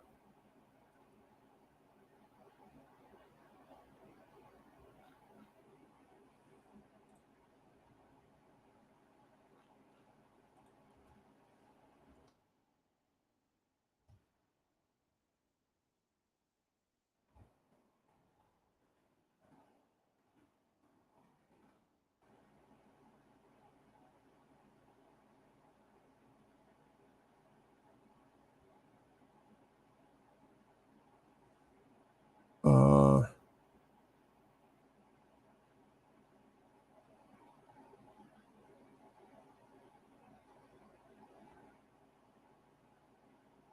yeah, I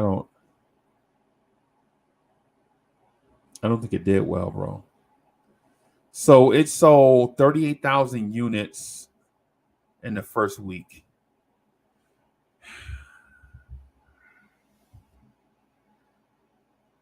I don't know, man.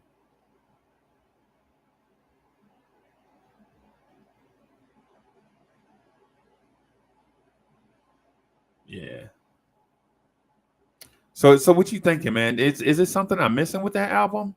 Was I expecting something different? Hey, you muted, bro. Can you hear me now? Yeah. If you were going into this album thinking this was Busta of his heyday, then that was a mistake.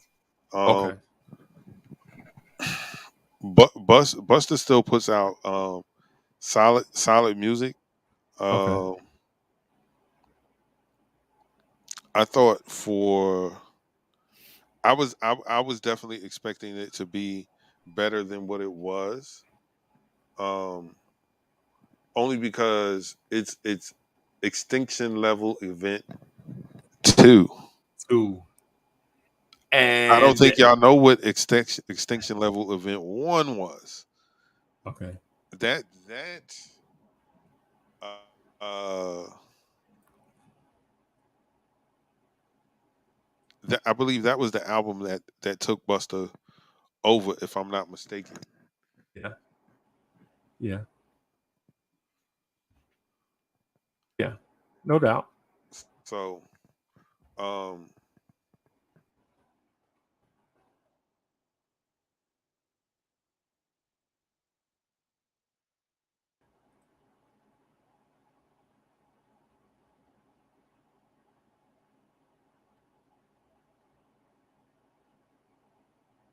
It had our joint on it.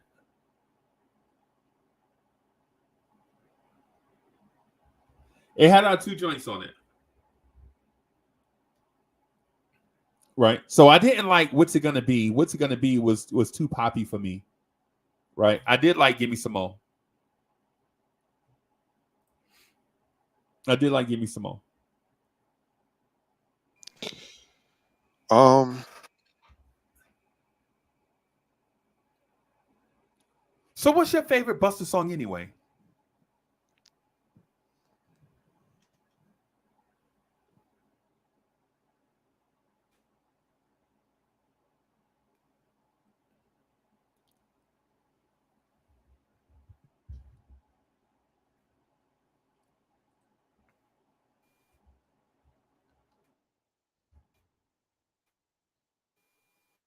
My favorite song. Um.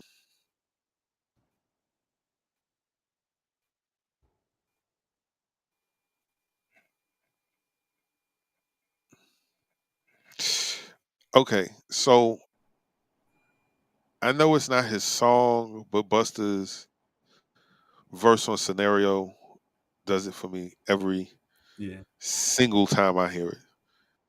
Yeah. Every single time I hear it. Uh, Right. but my favorite Busta song uh is Put Your Hands Where My Eyes Can See. Like that Yo, song was that? is 30, probably 30 years old now. Yep. Yep. Yep. Yep. But every time I hear I'm like, oh my gosh. How did how did they how did they do that? Right. That's amazing. So um Right. Yeah. Just how it comes into a party. Just like how it comes into a party. Like they'll be playing like the DJ will be playing something, some intro. It'll be like boom, boom, boom, boom, boom, boom, boom. And you're like, oh, this Juvie them. And then and then so you hear that, and then like towards the end of the song, you hear doom, doom, doom, doom, doom, doom, doom, doom. And you like hear it like the DJ blending, like beat matching mhm. one into the other. And then you hear Buster come in with Put Your Hands on My Eyes Can See. And I just walk straight up to the DJ booth. I just go in my wallet and take out some bread and just pay for that DJ meal for the night for him and his girl. I just take $20 and be like, here, play it again. You're like, nah, man. And I'll take out $10 more and I'll be like, play it again. You're like, man, you ain't gonna give me all your money. And I'll take out $10 more. He'd be like, all right, all right, all right. You know what I'm saying? Yeah, Play man. it again. Yeah, man. Play it again, That man. that In the that club. Yeah, man. I think that song but Busta has a lot of records, but I think that one sums up Busta Rhymes as an artist in my opinion Right, because um the you can without the video being what it was, you could still he could still paint a picture with his animation, his vocal right, animation. right, You know, he showcased his style, voice control, yeah, um, and just that beat, man. Shh. I would have hated to be an artist who heard that and was like, "Nah, I don't really got nothing for that." yeah, And then he got his hands on it, and then he drops that. Shh. right. Yeah, yes, man. That put your hands on my eyes can see, right? I saw Chuck. I walk into a party. I stood Mhm. in line. Me and my homeboy stood in line. We waited like 30 minutes to get into this party. 30, yes, chat, you heard me. 30 minutes to get into this party. And when we got to the door, the DJ started playing the Touch It remix. And you saw that party Bring it go back bananas. to somebody. Yeah, man. It- Yeah, man. it- That beat is like crazy. my yes, and so my favorite Buster song. Yeah, my favorite Buster song is probably let me see. My favorite Buster song is "Do My Thing," right? Right, and it's "Do My Thing," right? Let me It's just do my watch me thing, get baby, down and just do my thing, baby. and Watch just me do get my thing, baby. yeah, Yeah. and but the beat is man. Me and my brother used to rock to that joint. The bass was so crazy in that. Yes. Mm, mm, mm, mm, mm, mm, That was mm, mm. was that when disaster strikes or the coming? No, that's the coming. That's my favorite Buster album, the coming. That the introduction to Busta Rhymes, that album is so filthy, Right. sonic, like it is. Okay, so when that album came out, my cousin had just got a Z28 Cavalier, the white one, and Right, we both right. thought this car was. We thought this car was The the. dopest thing We moving. thought it was the shit. Yes. What? Oh man, we got to get some.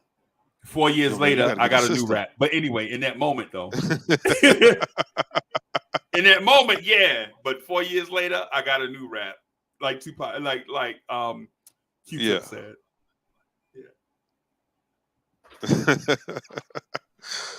Yeah. We so yo man, you got to get a system. But we kids, we ain't got no money. Uh, so we happened to be cleaning. We happened to been cleaning out a house that was being converted to something else. But anyway, they had this big old um antique radio, and uh the radio had two 18-inch speakers inside them big cabinets. So we put them in the trunk of this Cavalier, and this is a tape, Okay. um, and I popped the tape in. My cousin probably had maybe like a 300-watt Rockford Fosgate amp that he had. He hooked up to this. We're riding down 267. That's Highway 267, and um, you know how the record comes on, the coming, the coming, the Yeah, coming, yeah, yeah, yeah. and then this crazy bass line, right? So we're riding and we're listening to that record that you're talking about. Let me get down and just do my thing, baby. And we walk and Yeah, we yeah, drive over the railroad tracks. Then all of a sudden, the bass got, I mean, extremely loud, yeah, yeah, right? yeah, We're in every time the bass hit the rear view mirror on the inside and the outside, they're moving. The door yeah, paneling is rattling. The yeah. change inside the little console is rattling. Right. And we got smiles grinning from ear to ear. Then all of a sudden, it gets super loud. Yes. Vroom, vroom. My cousin looks up in the rearview mirror, pulls over. The trunk is open. How's the trunk doing open? Shut it. Let's go, man. Slams it. Flies open. Slams it again. Flies open. Long Right. story short, it was so much. That bass line is so crazy. Them 18s pop the latch You pop the latch. Yep. on his trunk. Now his trunk won't close. And now he got to You got to explain to his tie it. daddy. Yeah. Then you got to tie it He closed. got to Yes. explain to his daddy how he had this car for less than 2 weeks, and the trunk won't latch Yep. at all. Yep. Yep. But that song, because of that song, we was riding across the railroad tracks.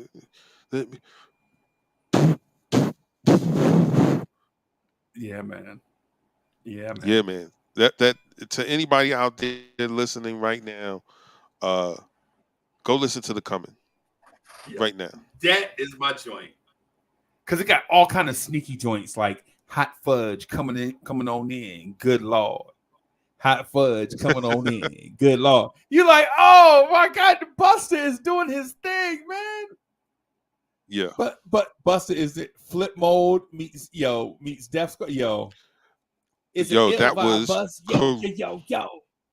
Yeah, man. that Yo. is a crazy posse cut. Yeah. Yeah. Flip Yeah. mode meets Death Squad, Yeah. or Death Squad meets Flip mode versus Flip. Yeah. one of them. Crazy. Crazy. I think who starts that record off? Lord Is Jamal. it Lord is it Jamal. Molly G? Molly G? Jamal? Yeah, from The Illegal. G? Yeah, Yeah, yeah. right. Man, Murdered. man, The whole thing was everything. murdered. Uh Man, that joint is so dope. That joint is so dope. Even everything I make everything remains raw. Everything remains raw is the intro to the. raw. You remember that was the intro to the Wuha Got You All in Check Yep. video. Remember they was doing that? I'm Yes. sure everything remains raw. Everything remains raw. Yeah, that was Hot that joint is remains fire. raw. Yeah, man. Yeah, man. That's what I'm saying. So Chuck, that's what I'm saying. That's why I'm saying it's a difference between the Coming and ELE2. ELA2, I'm like, yeah, bust ass. Right. But see, you have to temper expectations. Here's why. Right, We were just talking about Cormega, right? right, Cormega been rapping this whole time.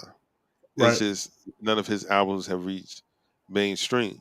Ain't none But of them hit. Yeah, right, but on King's Disease, he's on a record with AZ, Foxy, Nas, and and his Cormega doesn't verse is disappoint. fire. Doesn't disappoint. But Yeah, his verse is fire. the star of the show was AZ. AZ, yeah, yeah. Star of the show was AZ. I ain't never Foxy verse heard. was just, I was like, they must have just pulled this verse up from somewhere because this ain't got Yeah, nothing to do what with he found. nobody. Everybody else was on topic. What the hell? What is this? This it wasn't relevant. Even Dr. Dre at the end was relevant. Foxy sounded like she was slow on the beat, like she was getting the beat late or something. And she Yeah. want to talk about nothing. My four gods and beauty shop and salons and I was like, what, bitch? I was like, who wrote this crap? Yes. Go back and let Jay-Z write your rhymes, please. Please. Apologize to Jay-Z so you can have a career, please. Right, You know what I'm saying? Yeah, right. And it's not because she a girl either. It's because she was whack. That's why. You know what I'm saying? Big time. Because I give mad props to Lady Luck on Symphony 2000. 16. Yes. She was 16. Lady Luck did her thing, right? On a joint with Make you drop, Redman stop, and and Method roll. Man. Yes, yo. She Yeah, man. on the joint with all legends. And she bodied it. There was a reason why she went last. Because in that era, if you went last, that means you had that verse. Right. You had that verse. You was the featured. You was the featured guy. You're right. And she was the featured person on there, and she killed it. Right. Just like Remy Ma killed the Annie L remix. Oh.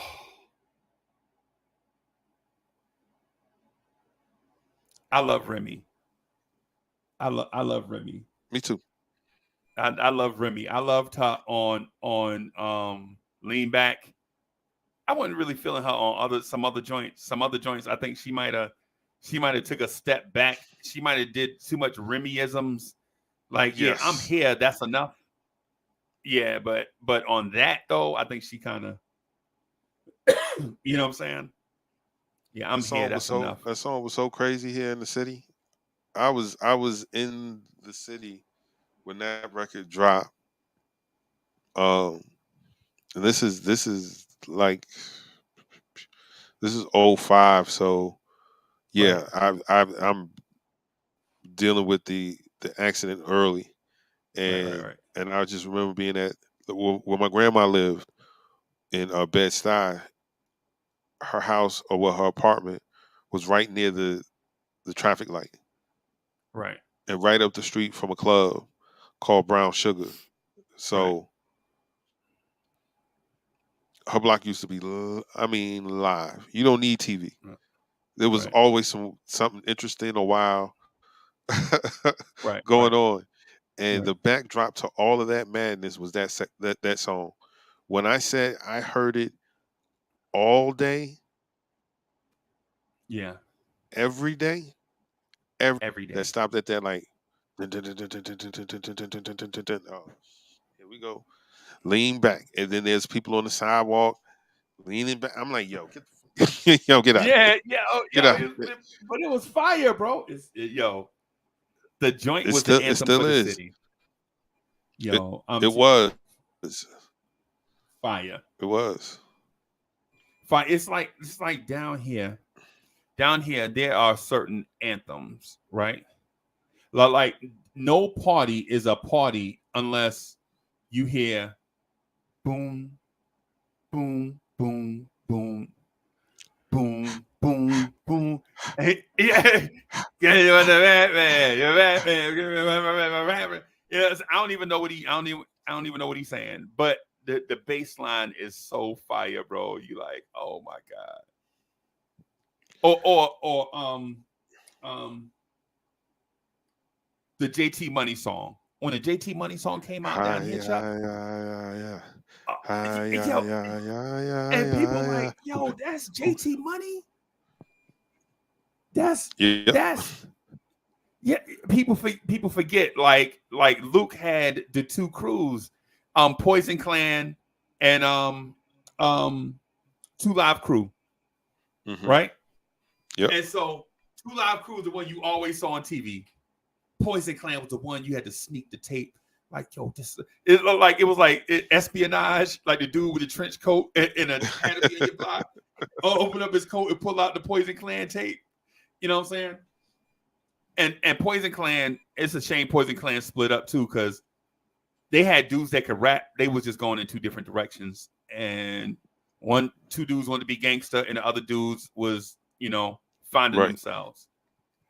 Cause when you hear Pick It Up, you like Poison Clan. Is that Poison Clan? And so when you hear the sample from The Choice Is Yours, pick it up, pick it up, Mm-hmm. pick it up, pick it up. Mm-hmm. You know the sample from The Choice Is Yours. If that train goes off the track, pick it up, pick it up, pick it up. Yep. So they take the pick it up Right. part and sample that, and and so you like, dang, yo. But anyways, yeah. When the last time I was in, or not the last time I was in Jersey City, but one summer, the shirtless summer. Was it the shirtless summer? Oh, no, the shirtless summer was Summertime and the ABC song by Naughty by Nature. ABC. It's easy. What's the OPP? OPP was out. Yo, Yeah. this guy said ABC. I was like, I ain't heard of that one. No, it's I'm it's the sample. It's the unfamiliar. sample. Yeah, it's the sample. Not what Oh, they, it's the Jackson sample they got. With OPP, yeah, it's the oh sample. yeah, So yeah, yes. yeah, yeah, yeah, yeah, yeah. It's that sample. But I was like, wait a minute, they don't have a song called ABC. Nah, But no, yeah, no, the no, no, no, sample. no, Yes. no. Nah, man, nah, man. I wouldn't do naughty like that, man. I would, but that was out, and so OPP was out. Summertime was out. Crossover. The song EPMD wrote about not crossing over, even though the song came out and they did. They wrote a song about Yeah. not crossing over, intended to cross over, dissing people that crossed over, but they crossed over. What? Go figure. Go figure. Yeah. I mean, whatever to sell records, bro. Whatever.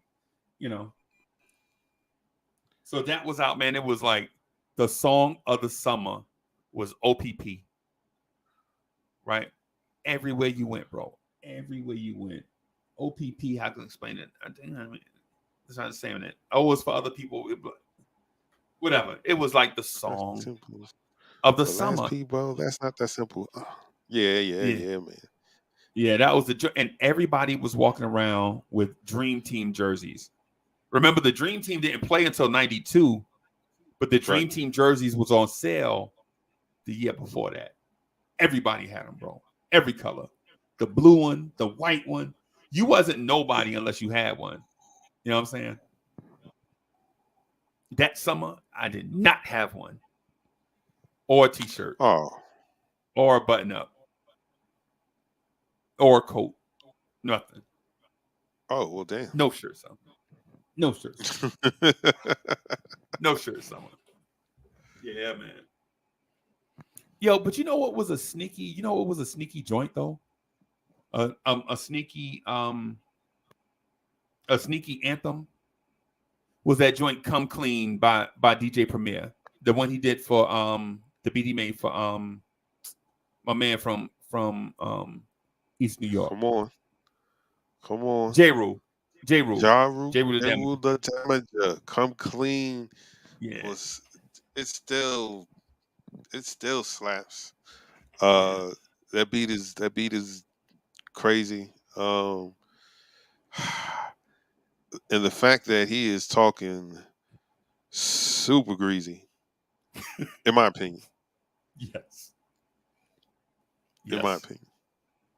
Super, Um, super. I don't care. Super East New York. Shout out to East New York, yo. yes. Again, man, people like to rewrite history. I was like, oh, Big wasn't a made man. Like people were going at his head. Often. E40 Yes. and them did. Oh my god. Oh no, they had to intervene with that. Like 40 felt some Yeah. type of way. And I ain't gonna lie, like I didn't like that record either. Right. I still don't like the record. Which one is it? Sprinkle Me. Oh yeah, I ain't. I didn't care for that. Timer, Yeah, I don't like that 40 one. wiser, sprinkle me, Yeah, man. Like, man, if y'all don't turn that bull off. yeah, yeah. I ain't feeling that. But he has way more songs that I like than Right, just that one. So I don't hold that one against him. It's just not one of the records that I care for. And Big right, felt the same way and decided to say it right. on the radio. Yeah, Who do you think can't rap? E40? No, the Sprinkle Me dude. He yeah, said the yeah, Sprinkle Me dude. yeah, yeah. Come on, big. You can't. Yeah, you can't really do. Nah, because 40's E40 is Is the real made in deal. these streets. Yeah, he is made in them streets, yo. You know what I'm saying? And then people rep they city too. So you ain't just gonna come nowhere close. You know what I'm saying? After you done talk noise about No, they, not you to know the what I'm saying? Bay. They got nah, what? It's a Yeah, big man. world outside of New York It's- tri-state area, bro. Yeah, it's a big world outside New York tri-state area, man. but guys that live on them dudes that live on St. James, they don't know. They weren't off. They fresh off the block. Right, They right, don't know. right, right. You And I ain't saying that to be one thing you disrespectful to nobody hood. I'm saying that everywhere has a hood, is what I'm saying. everywhere, Yep. Yep. everywhere.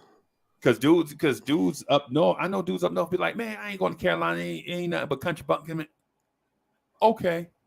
Come out here with that attitude if you want to. I seen a dude get the shirt beat off his back. Yeah, man. Yeah, man. Yeah, man. You got to be respectful of And others, bro. you better be, because I can tell you now, uh, there is a country dude that can't wait to put his hands on your city ass in a minute. Yep. he hoping he hoping you get out of line so Right. you talk so you can find out Yeah. why they Yeah. call him Hercules. Yeah. Why they no, I'm sorry. Why they call him Lil Hercules and his daddy is Big Hurt. You know what Yeah, I'm saying? Both of them big. The son bigger than the daddy. They call him Lil Hurt because he the youngest, not because he right, the smallest. You know what I'm saying? Yeah, man. Yeah, man. With no weight room. Ain't never none. been in the gym. He just big as hell. Just Just hauling, big and strong for no reason. yeah, hauling cinder blocks in a wheelbarrow. You know what I'm saying? Uphill to his daddy. His daddy laying Yep. blocks. You know, yeah, what? Yep. Yeah, man. Yeah, man. But hold on, I gotta get the jack. Man, you ain't need no jack. Come on. I'm gonna hold the thing up. Now Come hurry on. up. Yeah. Hurry up and put that stump on there. I seen a dude do that one time. Lift the car up. It's a Ford LTD. He grabbed the bumper and held it up. He lifted the thing up like 2 or 3 inches. Just Mhm. enough for, you know how you bust wood and you have a Yeah. stump about this big, and he puts the Right. stump up under there. And, and I think that stump's still under there. Damn. Yeah. I think that stump's still under there. Bro, it's the country, bro. It's the country. You know what Yeah, I'm saying? man. But yeah, man. Yeah, man. So yeah, man, it's been a whole bunch of albums that went off. And what get me is some songs be so dope, and then they get bumped off before you can really get into them, right? Like like like Wuha was dope, right? At the same time, Bone had this song called The Crossroads. Boom, boom, see you at the Right. crossroads. And then Luke had this joint called Scarred, right? Captain D coming, Yeah. Captain D coming, right, right. You know what I'm saying? Yeah. And Missy had a joint, had the Ann Peoples joint. It's a I crime, yo. can't stand the rain. People don't even know who Ann Peoples is, which bothers When, me. which Because is wild because it like she didn't really do. I'm sorry, I apologize, but she really didn't do anything right, other than just put a beat behind and sing exactly how that lady was singing the song. right, right, right. Because when I heard it, I was like, that's that shit my uncles and them used to like. Yep. And now, and then the older you get, the more you realize what they like, what your uncles and them were saying Hmm. is absolutely right. All that is all they doing is talking over the song. And you know what? With that one, yes. Yeah. With with, And with she that didn't really one, say anything like crazy in that. Like beep beep. Who got the keys to the Jeep? Vroom. right, Word. right. That's all you Word. got. That's all you got. Okay. Yeah, but hey, and you know who else? You know who else got done dirty like that? Brenda Russell. Brenda Russell and Big Pun. Right? Big Pun and Joe did a joint. Um, what's the big Pun and Joe? I don't want to be a player no more. I'm not a player, I just crush a lot. I think that's it. I think that's it. Yeah. Yeah. Let me find Brenda Russell. Let Yeah. me It's still not a player. still not a player, right? Still not a What's her player. I'm looking for her song. What Oh, she named it. I don't know which one. Let me look at discography. So how wiki page don't even have nothing on it. Let me see if I can.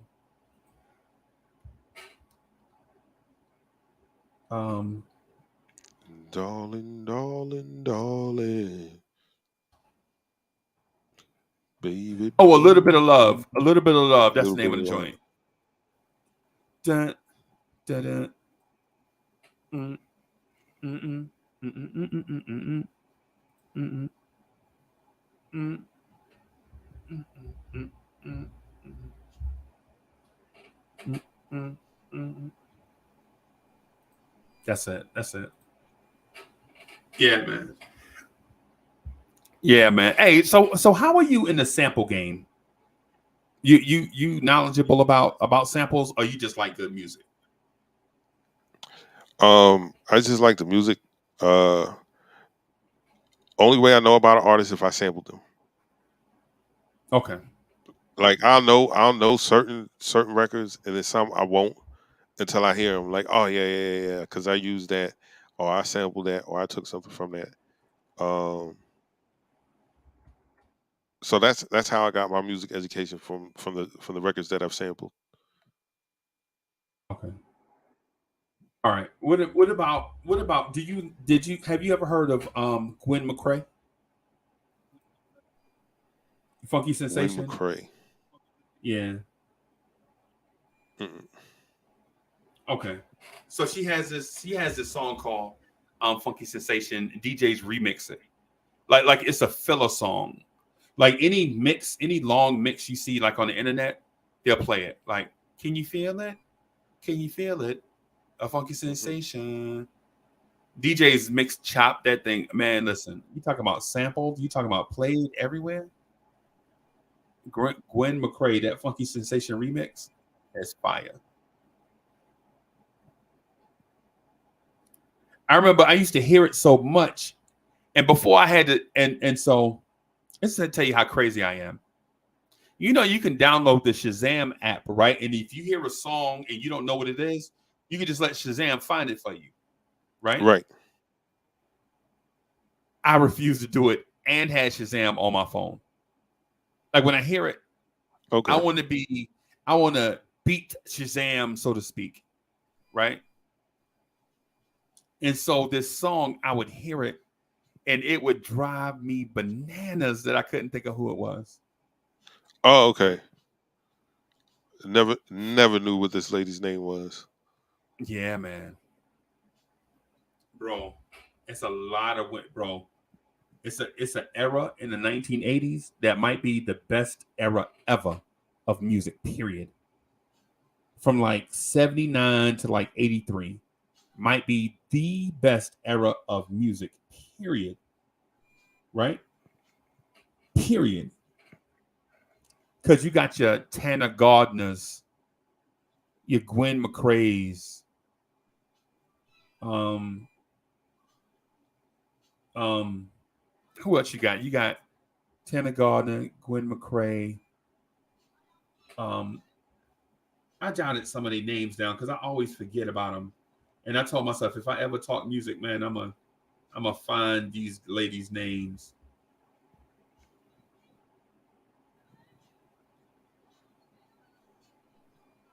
Okay, yeah, man. That joint is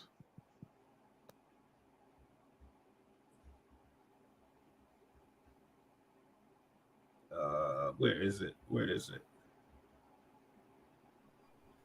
Uh,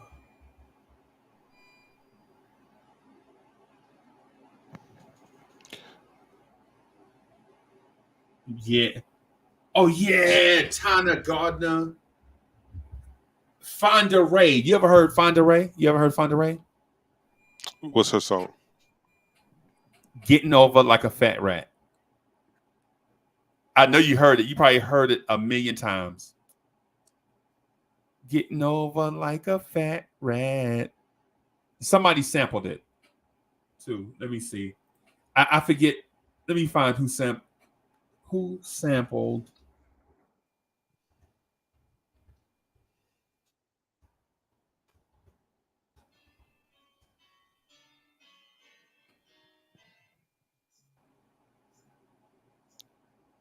Oh, yeah, that part right there has been sampled a bunch of times.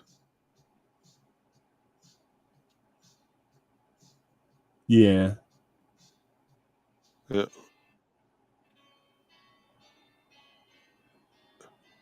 Yep. Jeez. Which song are you listening to right now? Um, over over like a fat rat. Oh, over like a fat rat. Um, who in hip hop That sampled yeah. that? A lot of people have sampled. A lot of people have sampled it. Um, especially that part, especially that opening bass line. Okay. Um, I want to say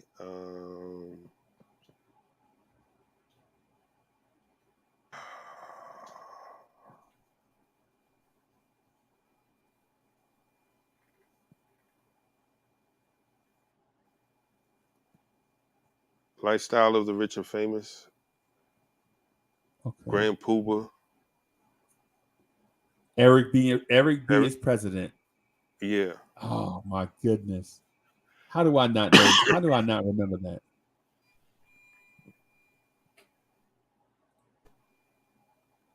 How do I not remember that?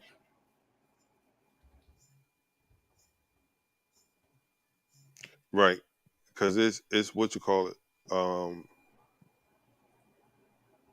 It speed up. Wait. Oh my God, it sure is. I just heard it. Yeah. Bro, it's so many women that had great music back in like, bro, the Shannons, the Patrice Russians, the Evelyn Champagne Kings, the Glenn McCrae's, the Melissa Morgans, the Fonda Rays, the Tanner Gardner Heartbeat. It make you feel so sweet. The Treacherous Three just Yeah. flipped the record over and just rapped to it. Heartbeat. And called it Feel the Heartbeat. How original is that? They took Heartbeat, flipped it over, and made Feel the Heartbeat, and they still get paid off that. Oh man, that was clever. Yeah. Yeah. Yeah, man. Yo, you ever heard this song by the Crusaders called Street Life? Nope. So it goes like, Street life is the only life I know. Street life. Street life. And so what it is everybody has heard it but don't recognize the artist. But then when you look at how many times it's been sampled, you're like, Right. damn, this song is on everybody album. Yeah, it's Street Life by who is it by? It's by the Crusaders. The Crusaders. Yeah. Yeah.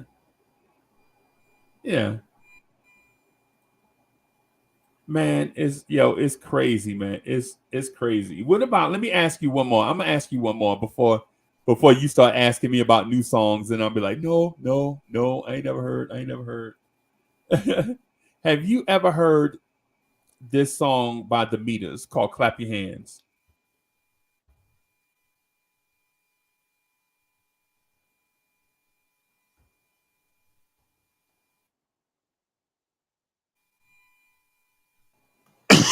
Say that again. Oh, A song by the Meters called the hand clapping song, Clap Your Hands. yes, You heard that song everywhere, right? yes.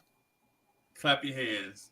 Yeah, it's matter of fact, it's the beat to the Symphony 2. You remember this? You remember the original Symphony, right? Right. And then when you hear the Symphony 2, you're like, wait a minute, why does this song sound so familiar? Right? And you're like, oh my goodness, I know why that is. Because it's in everybody joint. Yep. You hear that guitar in it though?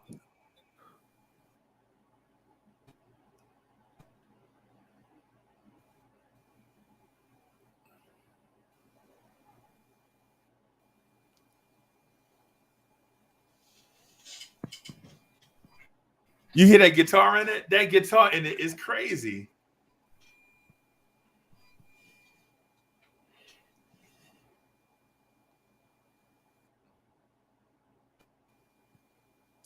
Alfred Griffin, I got one for you. I got one for Alfred Griffin. Alfred Griffin, have you ever heard this song called Fly Like an Eagle by the Steve Miller Band?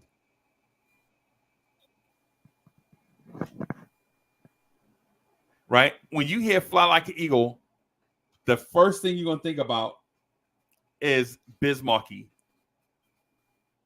Right? Because Bismarcky took, and everybody did. Not everybody, but a lot of rappers did. They took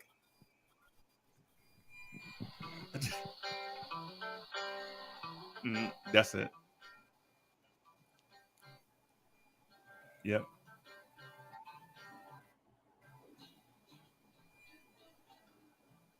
Oh no.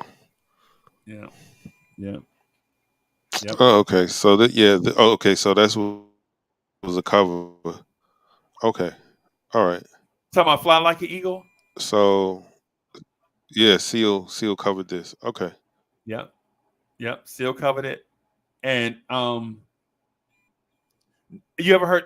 So Alfred Griffin. If you heard that song, "Nobody Beats the Biz," the beginning, the part, do do do do do. That's from Fly Like an Eagle. Mr. Dynamite, king of the stage.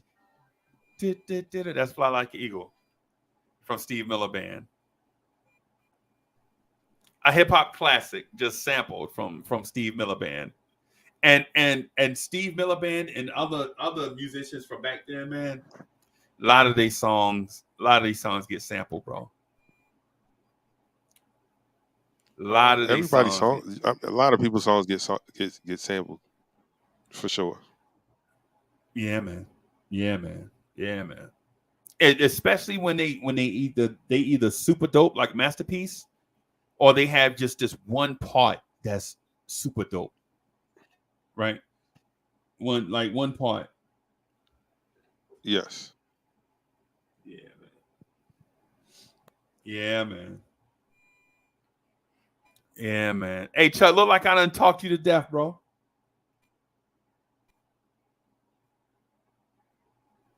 Say that. Said look like I done What talked you makes to you say death that? about just about everything, man. Just about every because I get all over the place, man, with stuff. I get all, especially with I don't know how I always get back to music, but I always get back to music, man. Maybe music is my niche. Maybe. Yeah. Yeah, yeah, man. Yeah, man.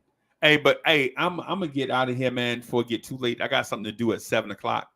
So I'm gonna try to get like 2 hours of sleep, man, and then go on and do that like 6 or 7 hours, and then you know what I'm saying, try to do the do. Okay. Well,